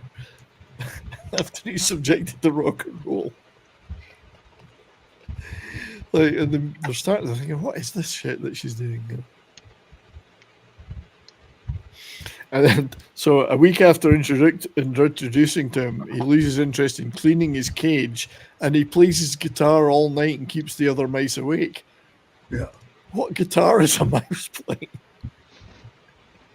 She's loony, you know. Is she crazy? Yeah. Yeah, it plays a guitar. This guy's funny. I mean, he plays a minor role in it, the freshman, but he says, "Don't hit me. I'm allergic to violence. I break out in blood." Yeah, that was a good one. And like these two are great little henchmen too. Like they did everything you'd expect them to, except none of them ever uttered like "Jawohl, mein Führer" or anything like that when she's giving them orders. Yeah, she gives orders in the beginning. I noticed the subtitles. She was saying "Asseyez-vous, asseyez-vous" in French. Yeah, she actually did speak in German for a little bit there.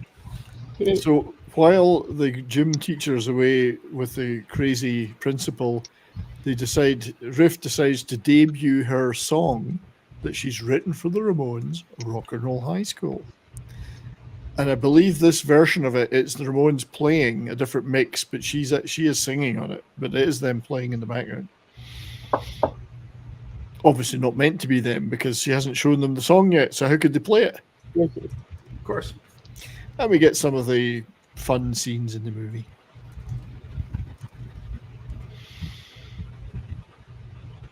Oh, this is funny as well, the hearing loss. She puts it in this machine.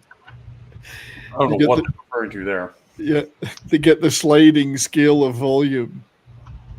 And hopefully we'll see it. Yeah, just like you're mentioning like Ted Nugent. That's right. Donny Osmond. Yeah. Comparative rock and roll intensity. Pat Bones on the very bottom looks like. Yeah, it's very funny. It's very well written. So they're playing Teenage Lobotomy. So music, Pat Boone, Debbie Boone, Donnie and Marie. I don't know if we see the top of the list. It goes up to like Ted Nugent or something. And the thing starts bouncing around.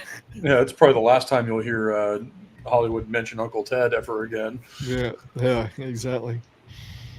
Could you imagine if what I listened to was around in the 70s? Oh my God, it would be insane. I'd love to remake Rock and Roll High School, but with that music. It'd be something, that's for sure. It would. That would be like Lords of Decay, but not shit. Yeah. They'd be carrying out satanic rituals in the gym instead of dancing. Yeah, it would basically be this, just with, more animal sacrifice and things like that. More spikes and leather. Yeah. Yes, well, they managed to avoid. But she comes through here, the principal, and she goes, "They're dancing," as if there's something wrong with that. Well, it's calisthenics, but she doesn't even like dancing. Funny, as we said, that the actress is probably more rock and roll than anyone else in this movie, given her past with the Velvet Underground. Yeah, so now they're talking about Tom. He's a fox. Fox. I haven't heard that in a while. His brother is an only child. Yeah. Tom Roberts, it's so boring. His brother is an only child. Oh, that's so funny. It's a classic line. It just slipped by. I've watched this movie 4 times this week. That slipped by me every time. But yeah, they're talking about Tom, and then Joey gets brought up. Lord Thoth, me too.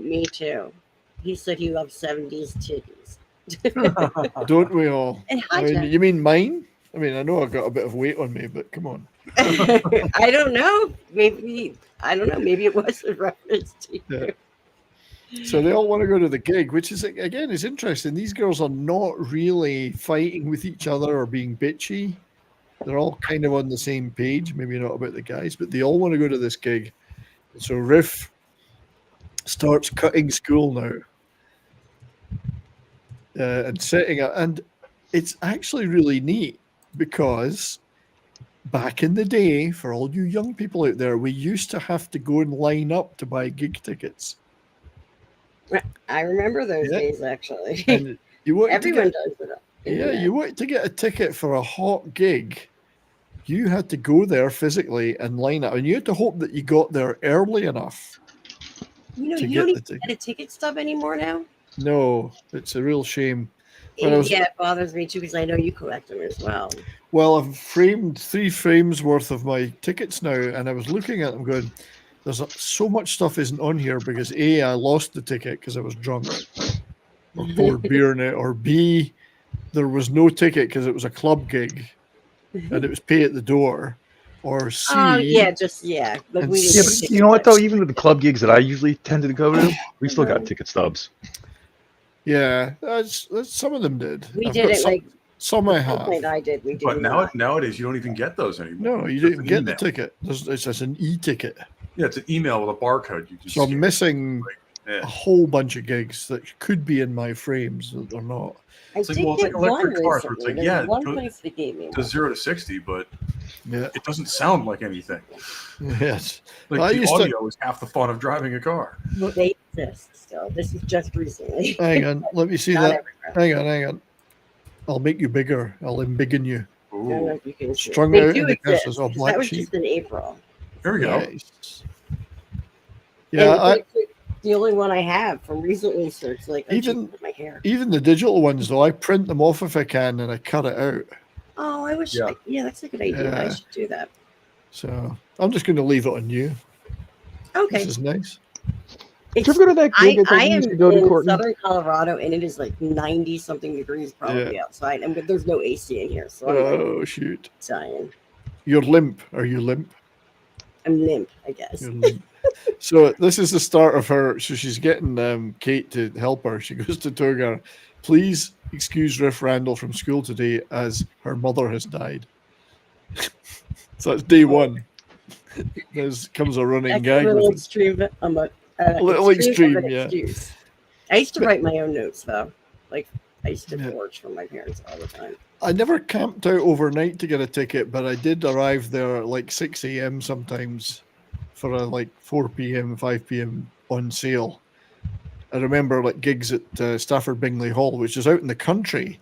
You had to drive out, line up, and this is for gigs like Rainbow or Rush, and you would be literally like 4,000th in the line. So did you see that line? Girl, everybody hide. I remember, like, you know, for movie premieres and stuff too. Like, you used to, if you wanted to get like, you know, front row seats or whatever, or you know, your pick of seats, you had to like camp out for like 2 days. Yeah, you'd line up for Star Wars or whatever big movies. You would line up. I mean, people would bring tents and everything. This was a multi-day event. Yeah, it just doesn't happen anymore. It's no, it's all digital. Unless you're going to a club gig. Indian costume. I mean, there are club gigs that you'll get into just on the night, but you're risking it then if it's a popular one. You know. A girl, hide. Yeah, that's what I just said. That's why I went back so we could see it again. Oh my God, it's a girl. Hide. Roman of the Empire, by the way. Hi, he says Ramones and Social D in 1992. Yeah. I gotta keep that side. I got so many notes here. So now Kate's coming for help because she wants Tom, and Tom's not responding to her. But I love the fact that Clint Howard, of all people, is a life coach. Right. In the arts of seduction. And she likes Kate Riff, but she's jealous of her because Tom wants her. Tom doesn't know what he wants. He's such he's clueless with this stuff. So Clint Howard's going to teach her about sex. And you're just the kind of girl he goes for. Yeah, I wanted to show some of these clips. I just couldn't. It was just copyright claim to hell every time. This she's excited because she wants to get close to him, and he's like, oh. It's funny how he doesn't like her like that. It's weird because she's brainy, but she's cute. No, She is cute. She's very cute. She certainly looked cute in Spaceballs. But... Look at that. Wait, go back for a moment. No, oh, that was dumb of me. Never mind. So he's got this setup. This is a 3-day setup as well, he said. He's going to teach them how to do this thing. But this is where the teen movie stuff comes in. There's so many teen movies where they have scenes like this. And it's kind of real to life. I mean, there was back in the day when you were pretty naive and young, you didn't know how to make that move, you know? I don't know. I was always just, naturally.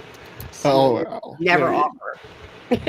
There you go. But he's got the candelabra. This is like this is the autopilot in Airplane's wife. Yep. I like the bit where she slaps. Did you say the autopilot? The autopilot in Airplane's wife. But, yeah, I love this bit where Tom makes a move on her and she slaps him. I don't have that still, and I want you to show that clip. But she actually, the blow-up woman slaps him when he reaches over and touches her, which skips by you pretty quick. But yeah, and then there's the old how to get the bra off training. Yeah, he doesn't know what he's doing. Even she wants him to do it, and he still can't do it. And this stuff, this is true. This is all true. Those things are incredible pieces of engineering. You can't get those things off, especially one-handed. And then excuse number 2 for day 2. Please excuse me from school today as my father has died too. She's a very unlucky girl. Oh, man. Yeah. But yeah, come on. I can't be the only one that thought that taking a bra off one-handed is tough. I think I was muted, but I was saying, I've had a lot of guys brag about that, saying they could do it, and then they struggle. Indeed. These are quite cute scenes, though. She's been lying there for 3 days, and this girl just comes and stands in front of her. And they have a bit of a to and fro. She's a super fan, but as Riff says to her, "Oh, you're a groupie." And then she calls her a cheerleader. So, yeah, as if the groupie was going to buy a ticket anyway. The monkey puts the nuts. I still don't quite get that one. Where does the monkey put the nuts? Gabba gabba hey. Gabba gabba hey. And now we see one of these fantastic set sequences in the movie, where, as we all know, back in the day, bands would appear in an open-top car to the gig playing a song. Oh, yeah, all the time. All the time. But it looks so good. It was like the rock and roll version of marching band, kind of. Yeah.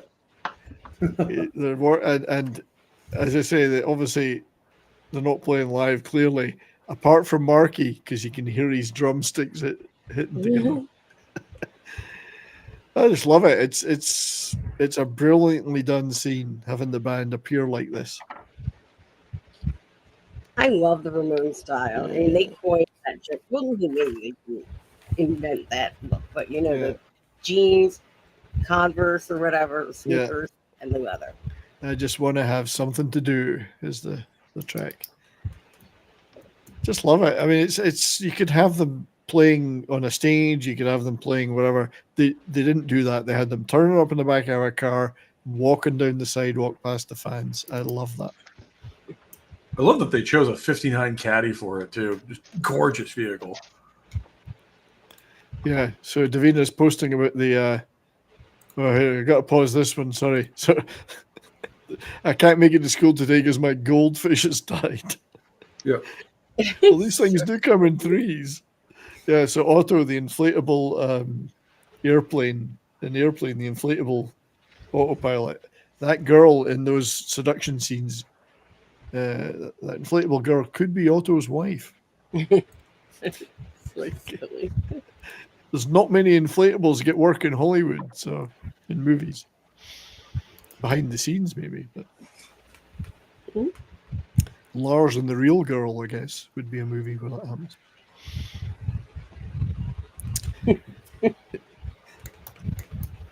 Oh, sorry. Gotta press play. But yeah, so this is also funny is she wants 100 tickets and it's $1,000 and she just puts some cash down. Where did she get the $1,000 from? Right. Daddy's credit card. Did everyone give her $10? I don't know. It just, and she gives the Ramones. Who are the Ramones? And she gives one to the teacher. I love that riff Randall first in line in the Hollywood Evening Star. It's cute. That's the comedy stuff is really good. Well, and again, these guys really know how to break the fourth wall. Oh yeah, yeah. I mean, that can be done really well like this, or it can be done really poorly. And this one, they really just nailed it. There is a touch of the Mel Brooks in some of that. Yep. I like this. Where she doesn't.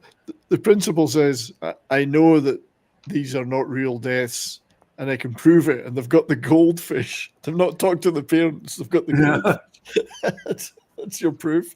And then the guy eats the goldfish, which is just the weirdest thing. So the Fritz and Hansel and Gretel basically grope them to get the tickets off them. So they have their tickets taken away. So they've given out all the other tickets. They've got no tickets for the gig now. Why don't they just go buy 2 more? I don't know. She had $1,000. One good thing about this is there's going to be an awful lot of girls at this gig. So it's back to her bedroom now. I love this whole sequence where she puts. Yeah. I particularly love it because I'm looking at all the posters in the background and all the records she's got. So you can already see Talking Heads, the Ramones, the Who. There's a Bob Dylan album there. I don't know what this poster on the right-hand side of her bed is. I could never figure out who it was. We might get a closer look at it eventually. That one there on the right, it's kind of a dark blue. I zoomed and just her. It says her and. I zoomed in on it and I could not figure out who it was. Huh? I'm trying to. Yeah. And I think is that Nick Lowe? It's a Nick Lowe. Where? Isn't that what that poster is? Is it? Could be. Nick Lowe Live. Not so sure, but I might be wrong. I'll check it out. I might be crazy. When I was watching the movie too, I was just like, "This is probably what Courtney's room looks like now." It does, but I'm not in my room. So she but flips. It does. So the albums she's got are Bob Dylan. She's got Who's Next, Sticky Fingers, and the Ramones, Road to Ruin. I think it is. Great. And then Joey and Johnny appeared to play I Want You Around. And Joey makes some moves. Johnny appears to be happy to be a voyeur. And again, I was looking all through the movie. I'm looking at the posters in the background. There's all sorts of great posters up. Don't really see them here as much. She's got the Pirates, British rock and roll band. Used to be Johnny Kidd and the Pirates, and then they had a resurgence in the late 70s as a sort of punkish trio, the Pirates. That's a really good band if you ever look them up. That's an unusual one to have. I've never heard of them. Oh, great band. Brilliant. Johnny Kidd and the Pirates were in the 60s, had a big hit with Shakin' All Over.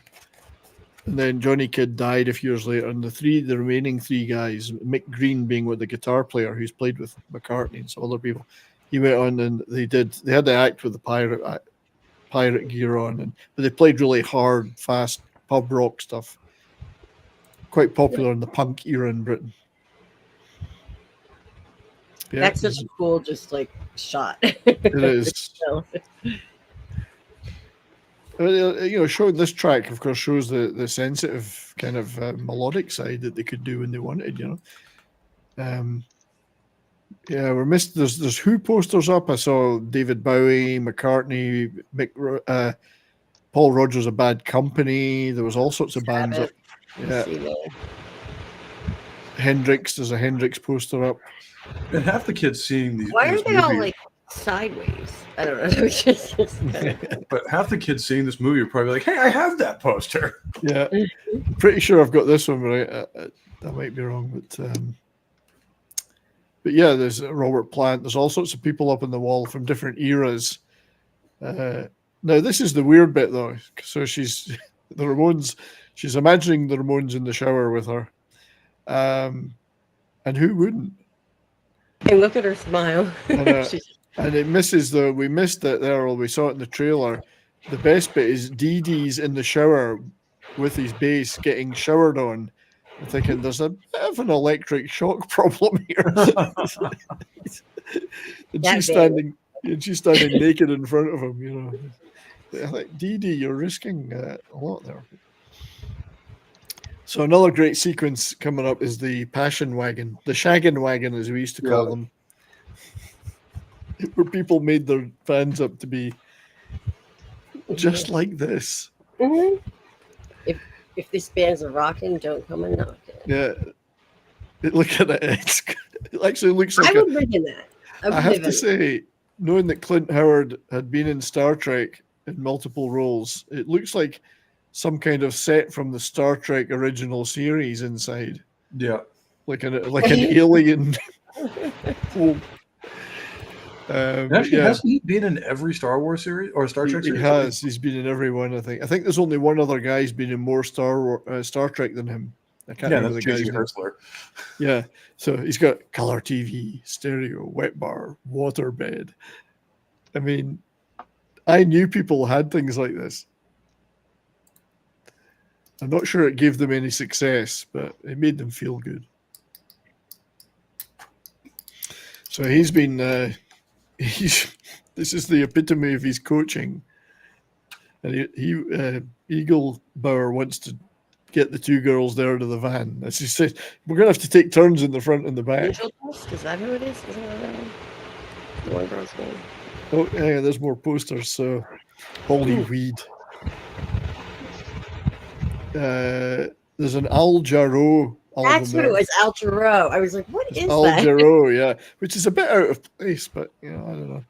But this is the one. You've got Paul McCartney, you've got Paul Rodgers. I can't quite make out the others. David Bowie was at the top. And she's reading some kind of Kiss magazine, I think. I miss magazines like that. Yeah.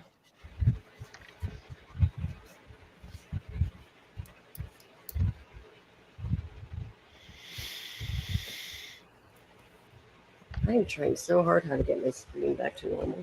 And this, Kate thinks that Riff's going to steal Tom, but she makes it clear she's not. This is your plan for the day. Pick the waterbed. It's just hilarious. It is a very funny movie and very sweetly acted.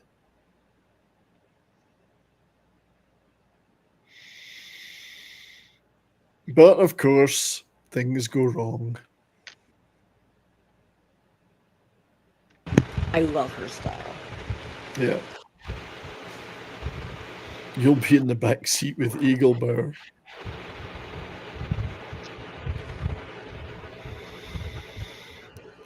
Yeah, I'm not sure if Eagle Bauer, although he's the life coach about dating, has the wherewithal to actually close the deal himself. Yeah. So they're on the road there, but they hear Screaming Steve on the radio is giving away 2 tickets for the gig. I'm not quite sure how they swing this, but I think they pretend they're nuns or something. And they got the answer right. Road to Ruin. for some reason there are nuns in the crowd in the gig. So now they've got tickets, so they're blowing out the chance of the Passion Wagon. I miss the days where you could just call on the radio.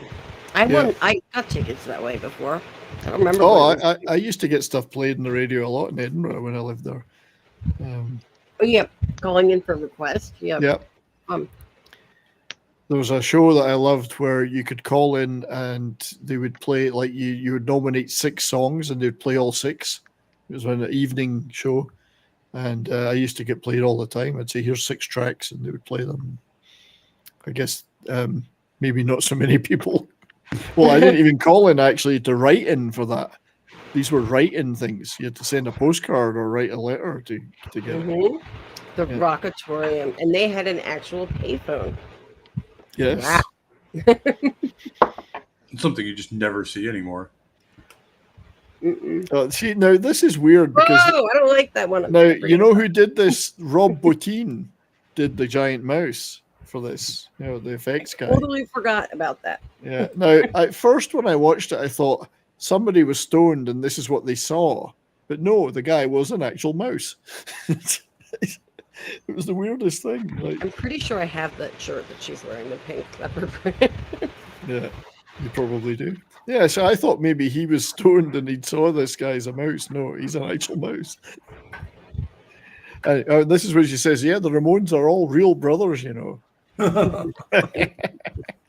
Yeah, the mouse Roman. The mouse Roman's here. Good to see you, buddy. The mouse.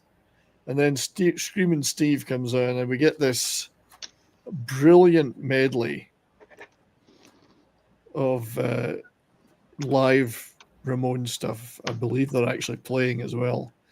And there's the nuns for no apparent reason. But the 2 tickets that these people took off the girls before are the 2 that they get back from the radio station. So they got their own tickets back. But the great thing about a Ramones medley is you don't really have to cut the songs short.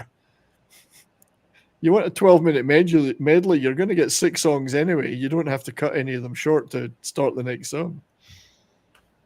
Yeah, some of their songs are only 2 minutes anyway. That's right. Yeah, so they they're all like a minute and a half, I was going to say. Yeah.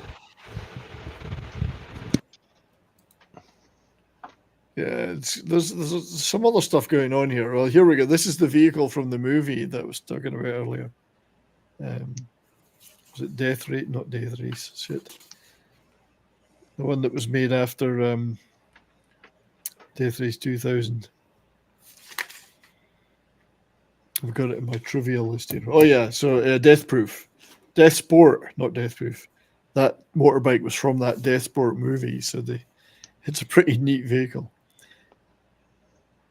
Now, I would love to have played some of these clips, but as I say, it was just instant copyright stuff, no matter how short they were. I'd worked on a whole 2-minute medley of all the Ramones stuff in the movie, and I just couldn't get it right. It was just going to get me claimed. Yeah, Ramones are so easily recognized. And as I say, it was this weird outfit in Italy that are claiming them, Minerva Productions. So,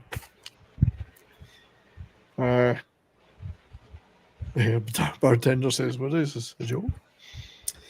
I like that. An Indian, a giant mouse, and a couple of nuns walking to a bar. It took me a second to get the Indian one where it's like, oh, it's a scalper. I'm like, yeah. Wait, holy shit. The bartender says, what is this? A joke? But this performance, this medley, it is great. It's prime.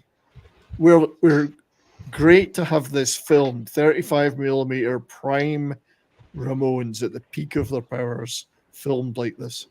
I've lost Courtney for now. Yeah, and especially, like you say, like, not only were most live recordings from this period not a thing in terms of video, we actually got like full 35mm high quality video footage, not some grainy TV footage that they got off of one show from the entire tour. That's right. Which is what you would normally get. This is movie quality footage of the Ramones playing live. It's just awesome. And with that, you also get the better audio quality. Yes, that's right. The audio quality is far superior.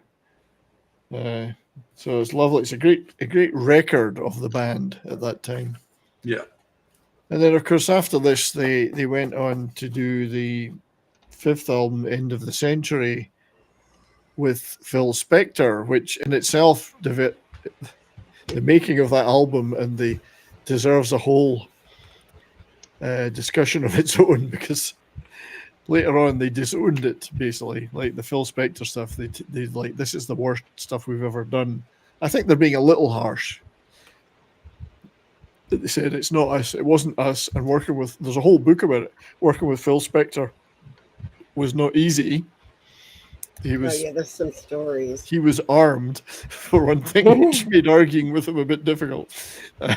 And that's where they do one of these great covers they used to do, California Sun. Yeah, that mouse. How did I forget that thing? Well, I don't know. It's creepy. But Mr. McGree's getting into it. And then there's the whole subtext of go backstage. The girls want to get back to meet the band so Riff can give them the song. The manager and the DJ start talking, and they get the girls. They do get the girls. The girls do get in there, so to speak. And it's where you get some of the few spoken lines out of the Ramones. Yeah, there's the U.S. Marines shirt. Yeah, and that's something you would never see on any punk band today. No. And they got the Gabba Gabba Hey out. I like, it's funny, they had that children's show, Yo Gabba Gabba. Yeah. The only reason I ever paid attention or tuned in was because of the Gabba Gabba. Reminded me of the Ramones. Yeah. Totally random, sorry. Yeah, so he gets, he reads out the note. So now this pair find out they are simpatico. Riff gets a shout out. She's the one. And they get led back. Yes, right. So they finally get backstage. She gives them the song. Now the pizzas are delivered. This is a weird, funny bit. Tons of pizzas, but Joey's not allowed any. He used to eat the health food shit. Whereas they're all like, pizza.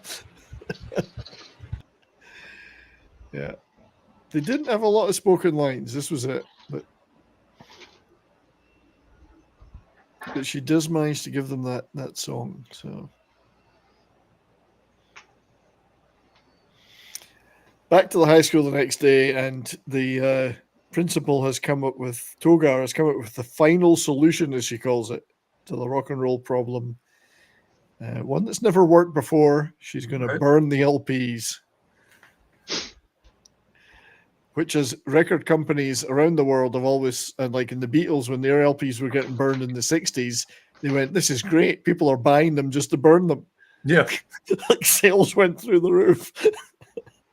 Not to mention, even if you steal people's copies and burn them, they're just going to go buy another one. Yeah. I'm not sure we can hear Courtney. Yeah, I just realized I'm muted. Yeah. That's that album is the Ramones shirt that I have, but it was just Well, there's the first sweatshirt that it was way too hot. Is that Rocket to Rocket? Yeah. I think that was the first album. Though. And their sticky fingers Venus getting talked burned. about Yo Gabba Gabba, that children's show that I was referring to. Yeah. Another interesting bit about Yo Gabba Gabba is that Biz Markie used to do. He was a regular on the show, and he would do beatboxing, and it was called Biz's Beat of the Day. Oh yeah. Pretty cool. Didn't know that. Hi, Cam. So the Ramones turn up. I regret that I have only one life And to I give. just noticed too that 59 Caddy convertible has freaking leopard print seats. That is the most 70s thing I think I've ever seen. It's incredible.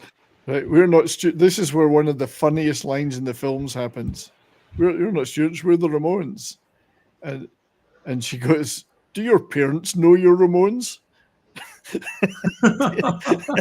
Do your parents know that you're Ramones? Probably yes." And I shouldn't have taken a drink at that moment. So chaos and anarchy at this time. The And student this is the rebellion. part of the movie where the Ramones' reputation and their, living rent free in parents' heads from this time is perfect for this movie. Yeah. So they take over the high school. It's rebellion, full on rebellion. McGree's with them. Mr. McGree. He's a music teacher, so he's into it. This He pair are makes the still. music teacher so lame though in this. Yeah, but he changes. He turns. Yes, he does. He gets into it. He gets up with the That seems t-shirt. pretty accurate for the music teachers I had in high school. Yeah, they were all pretty serious. The one I had in high school was actually a huge rocker, and I actually have him to thank for listening to a couple of bands. So, My middle oh no, school they was hated like me. that. He rode a motorcycle to school even, and he had a ponytail. Wait a minute. Did I miss something here? Because she called the parents. Is one of the mice the parent? But my children are inside this. So this is that large mouse has children in that school. I love how they just never explain that either. It's just everyone's just like, the fuck? I think it's maybe the mouse that she was experimenting on. The mice. Yeah, but they never explain it. They never go into it. It's just there. Yeah, and then they have Soul the. Assassin was asking if he wonders who came up with the leather jacket and jeans look first, Lemmy or the Ramones. I would say Lemmy probably. Well, I think Lemmy would be wearing just them. the uniform by now. But wearing them together like that's a very Ramones thing. Like it's their I love look. it. Yeah. I have friends that have a Ramones cover band. They do it. They do it great. Hell, I was mad when they started banning bullet belts from freaking venues. That happened to me on Lansdowne Street in Boston for the first time. Oh yeah, I got kicked out of a show for it. They're like, "Oh, you can't have that in here." I'm like, "You fucking kidding?" And then they want you to leave it at the door, and you're like, "No, these aren't cheap, and they're hard to find." So that again, I love these scenes. I love them walking down the corridor with everything going on around them, playing their stuff. Much better than just standing still on a stage And for Britney this Spears movie. ripped them off. Yeah, it's just it's class. It's music video while music video was still in its infancy. There's even a couple Beatles nods with the cheerleaders coming down the steps and stuff. It's from Magical Mystery Tour, but what I like is that the students are all, other than the Hansel and Gretel, are all united here. Like there's no stuck-up students or jocks that hate nerds or any of that. They're united, which I love. Yeah, because McGree's got his Ramones t-shirt on now. It's a great sequence. I think was that "Do You Want to Dance" they're playing at this point. Do you want to dance? And again, their love of old rock and roll stuff from the 60s. Love the Ramones. That they loved that. There's a number of punk bands though that were like that. They did. So, fun fact: Joe Dante, the director, is standing right there with the sunglasses on. Yep.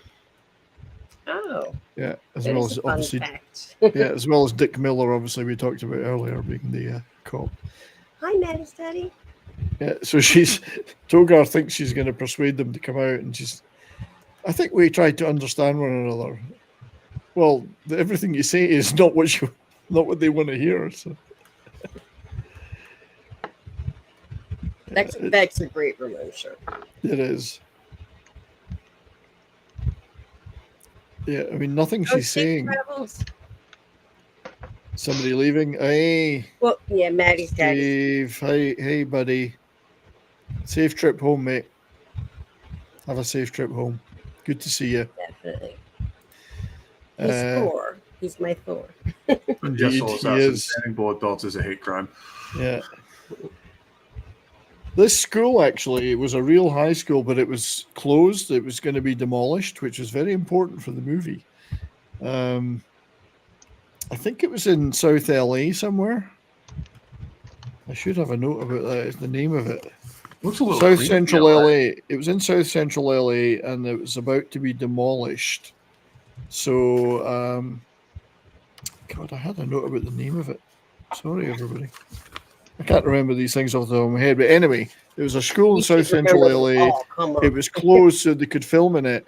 And although, yes, they used some miniatures for the explosions, they actually did demolish part of it at the end of the movie. They blew up bits of it with pyrotechnics so they could to make the movie. So it's pretty neat.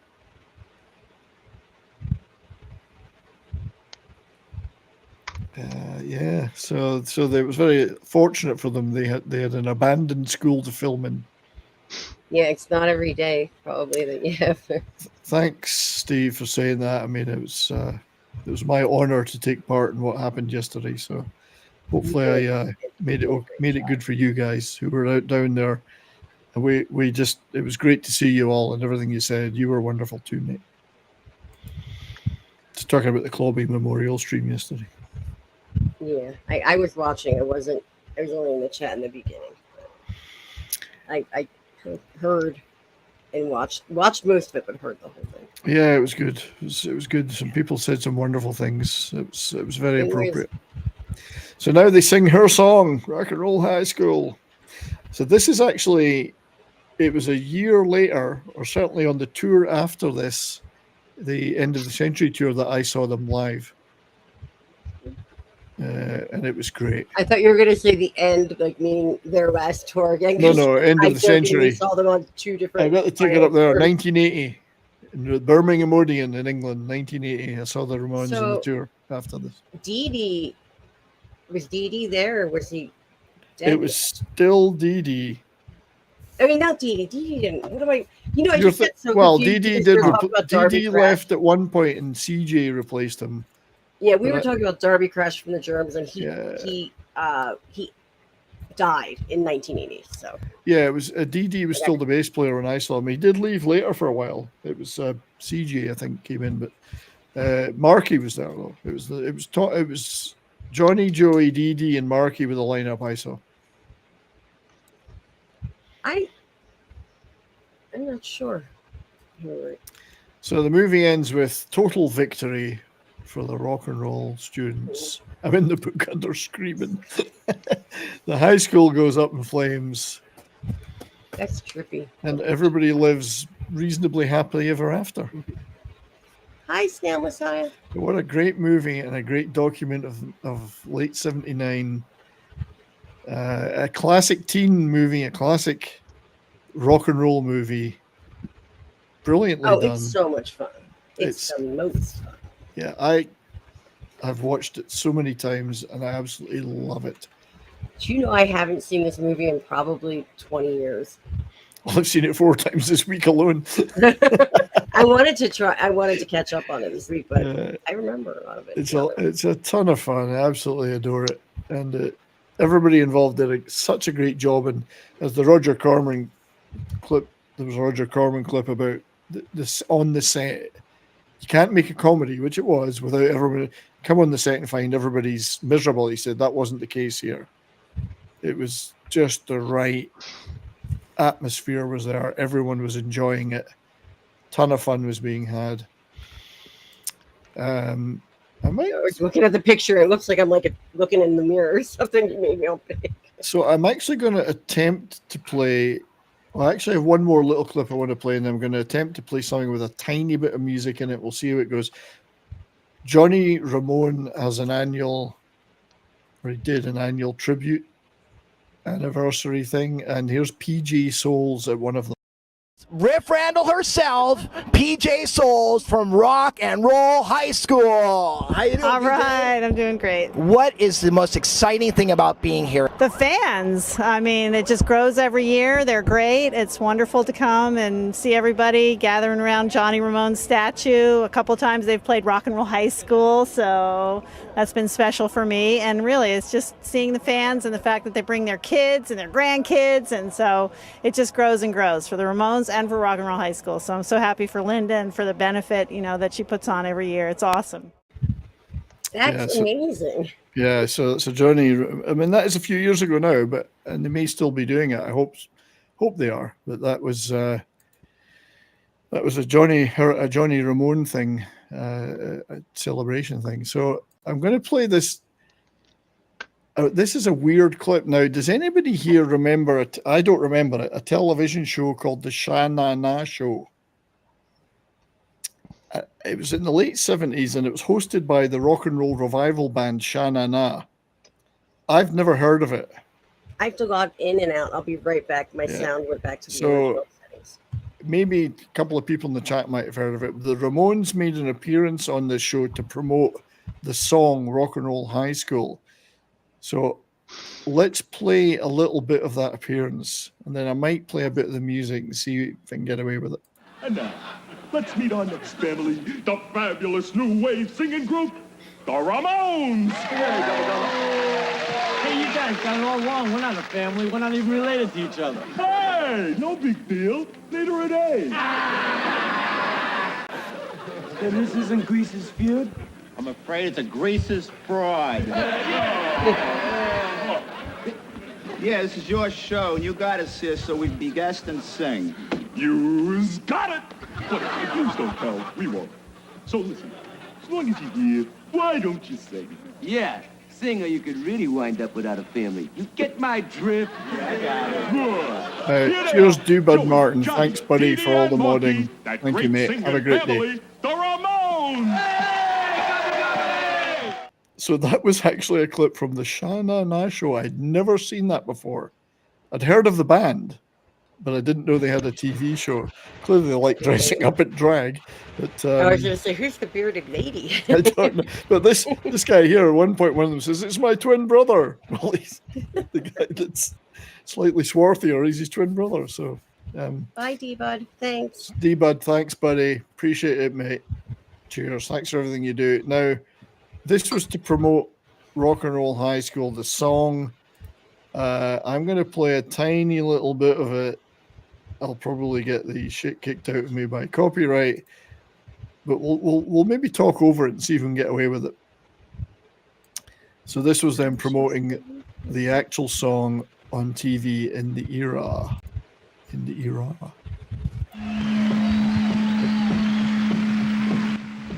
So I'll keep it quiet. Maybe we'll get away with it. Just quick blast. Yeah, this one's very recognizable. Yeah, so they did do a lot of performances of this on TV. Just about everyone is claimed to hell mostly by this Italian and one Brazilian outfit. I don't know what they've got to do with it, but I wish I could play some of the other ones because there's some great performances on TV shows promoting this song. Snail Messiah says, if you keep it to 4 seconds at a time, then comment, it works apparently. Yeah. Shame is we can't hear the whole damn thing then, but I know. It's lovely to see them at their peak, which I think it was. Maybe somebody, I don't know, maybe on this panel might do just a Ramones stream tonight or something sometime this week. Maybe. Hey, somebody did a Ramon stream with you before. Well, I just meant do a music stream where I did for Van Halen, where YouTube kept playing it, so we played everything they ever did.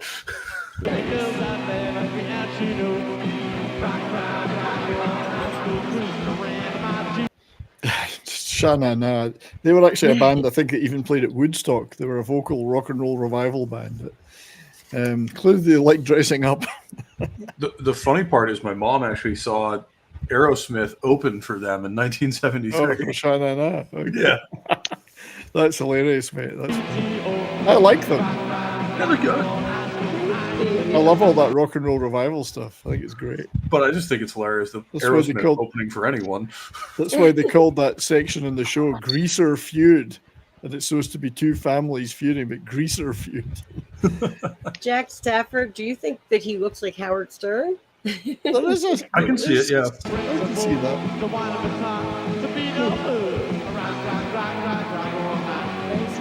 But you can tell they're playing live. It's great. Anyway, I just keep singing in my head every time I stop. As I was thwarted by YouTube in my attempts to play any clips from the movie, or even this is copyright sharing because it's YouTube classed it as a cover version. Oh, interesting. But yeah, this is a cover version of it's the real band. Anyway, I won't play anymore, but you get the taste of it. Check that out on this YouTube channel, Rolling Rock Videos. Go to that channel and watch the whole thing. It's funny. There's like 3 minutes of comedy and then the performance, and it's great. So I wonder if they get copyright struck by the beer company. Probably. Anyway, What a great movie. I mean, to me, and it's not that far behind. Well, Grease was about 3 years earlier, I guess. I mean, I always think of this when people say, what are the best rock and roll movies ever? I always think of this as being one of the top 2 or 3. Yeah, this one's up there. Yeah. Partly because it's entertaining and it's fun. I mean, yes, we've got lots of serious documentaries and concert footage movies and blah, blah, blah. This one just is such fun. So it's right up there. Jack Stafford even added, I'm sorry, the comics are just killing me. So he said, all I can think of is Howard Stern on the Sesame Street studio set. It does kind of look like that, doesn't it? So this won't be the last time we'll ever talk about the Ramones. I wanted to do this partly because it's a New World Pictures, and last week we talked about Death Race 2000, and at least 3 people in that are in this, and so on and so on. So I thought it was appropriate, and it's music, so it was a chance to talk about some music. Well, I mean, guys, what's the legacy of this movie? Has it got a legacy? What did it influence? I know people have mentioned a couple of things. Well, I'd say it was kind of one of the last real, like music movies, because this is right before MTV came out.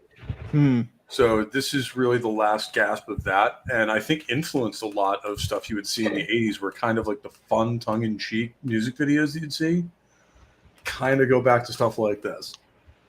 Like, what comes and to like mind I said, when you say funny, tongue-in-cheek, like Mickey, like, oh. And like I said, it reminds me of Fast Times at Ridgemont High a little bit in the attitude and some of the scenes and stuff like that, which would come out in 82. Well, that's what I'm wondering is, where their influences? That's certainly one you can see an influence from. What was the TV show? Square Pegs. That I don't remember. Is that the name? Does anyone remember Square Pegs? Or am I making up the name of it? Square Pegs? Anyone? I don't remember it. But Parker Posey. Parker Posey. See, some of these things were maybe didn't make it over the pond because I was still in Britain. So, and I maybe didn't hear of them if they didn't make any kind of an impression. So that one I don't recall. Exactly what it is. But the Ramones entered into an interesting period after that, in that they went into the Phil Spector period where they said later, we were trying to have hits. Like before they had hits, but they weren't trying, but it's because the songs were good. Then they said we were really trying to have hits. That, and then the Graham Gouldman produced stuff, the KKK Took My Baby Away, that album. They said it didn't really suit us, and we didn't like to be produced like that, and it just was our worst period. Well, they kind of overproduced a lot of the 80s stuff, and it's like, that's not the Ramones. They're just this dirty, punk band from New York. That's just how they sound. Are they New York or are they from New Jersey? A little bit both. Rockaway. They felt the overproduction, the Phil Spector particularly, who brought in the full, saxes and all sorts of other shit, lots of keyboards. They felt it wasn't good. I actually differ from them a little bit on that. I mean, if you listen to Rock and Roll Radio, it's got a lot of those extra instruments on it. I think it sounds great because it's meant to be an old rock and roll song, which would have saxophone players on it. And I don't think it was wrong for them to have a few extra instruments here and there. Obviously, I like it as kind of an offshoot of the Ramones. Yeah. I think once or twice it's good for them. Yeah, I mean, they didn't do what Metallica did and turned that into their new sonic identity. That was just kind of a fun little thing that they did, and I enjoy it for what it is. And then they went back to being the Ramones again. Yeah, and they didn't use a flute. And you know what we want to use the flute for, but we can't talk about that. Baby I Love You was a huge hit on the end of the century. None of them, Joey sang in it. I don't think any of the others played on it. That was pure Phil Spector.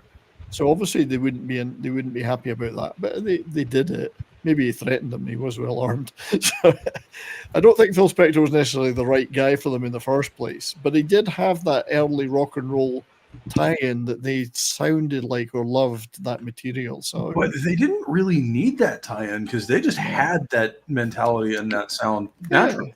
I mean, Tommy Ramone and others were producing them, and they were doing fine. There was no. Yeah. Anyway, they were at their peak, I would say, creatively at this point. So. Like when you listen to songs like Rockaway Beach or stuff like that, this couldn't be 50s rock and roll anymore if it was trying. Yeah, that's right. It's rock and roll, as they kept saying themselves. We play rock and roll, like Lemmy used to say. Square Pegs, Parker Lewis, and Freaks. Lewis is the other one. Yeah, Sorry. I don't know all those, so I'm going to have to go look them up, see what's on Square YouTube. Pegs had the waitresses as the intro. Davina just pointed that out too, and Square Peg. Sorry, it's just the same kind of movie. Like they're in high school, and they're Jessica Parker. It reminds me a lot of. I think it had an influence. It certainly had an influence on MTV.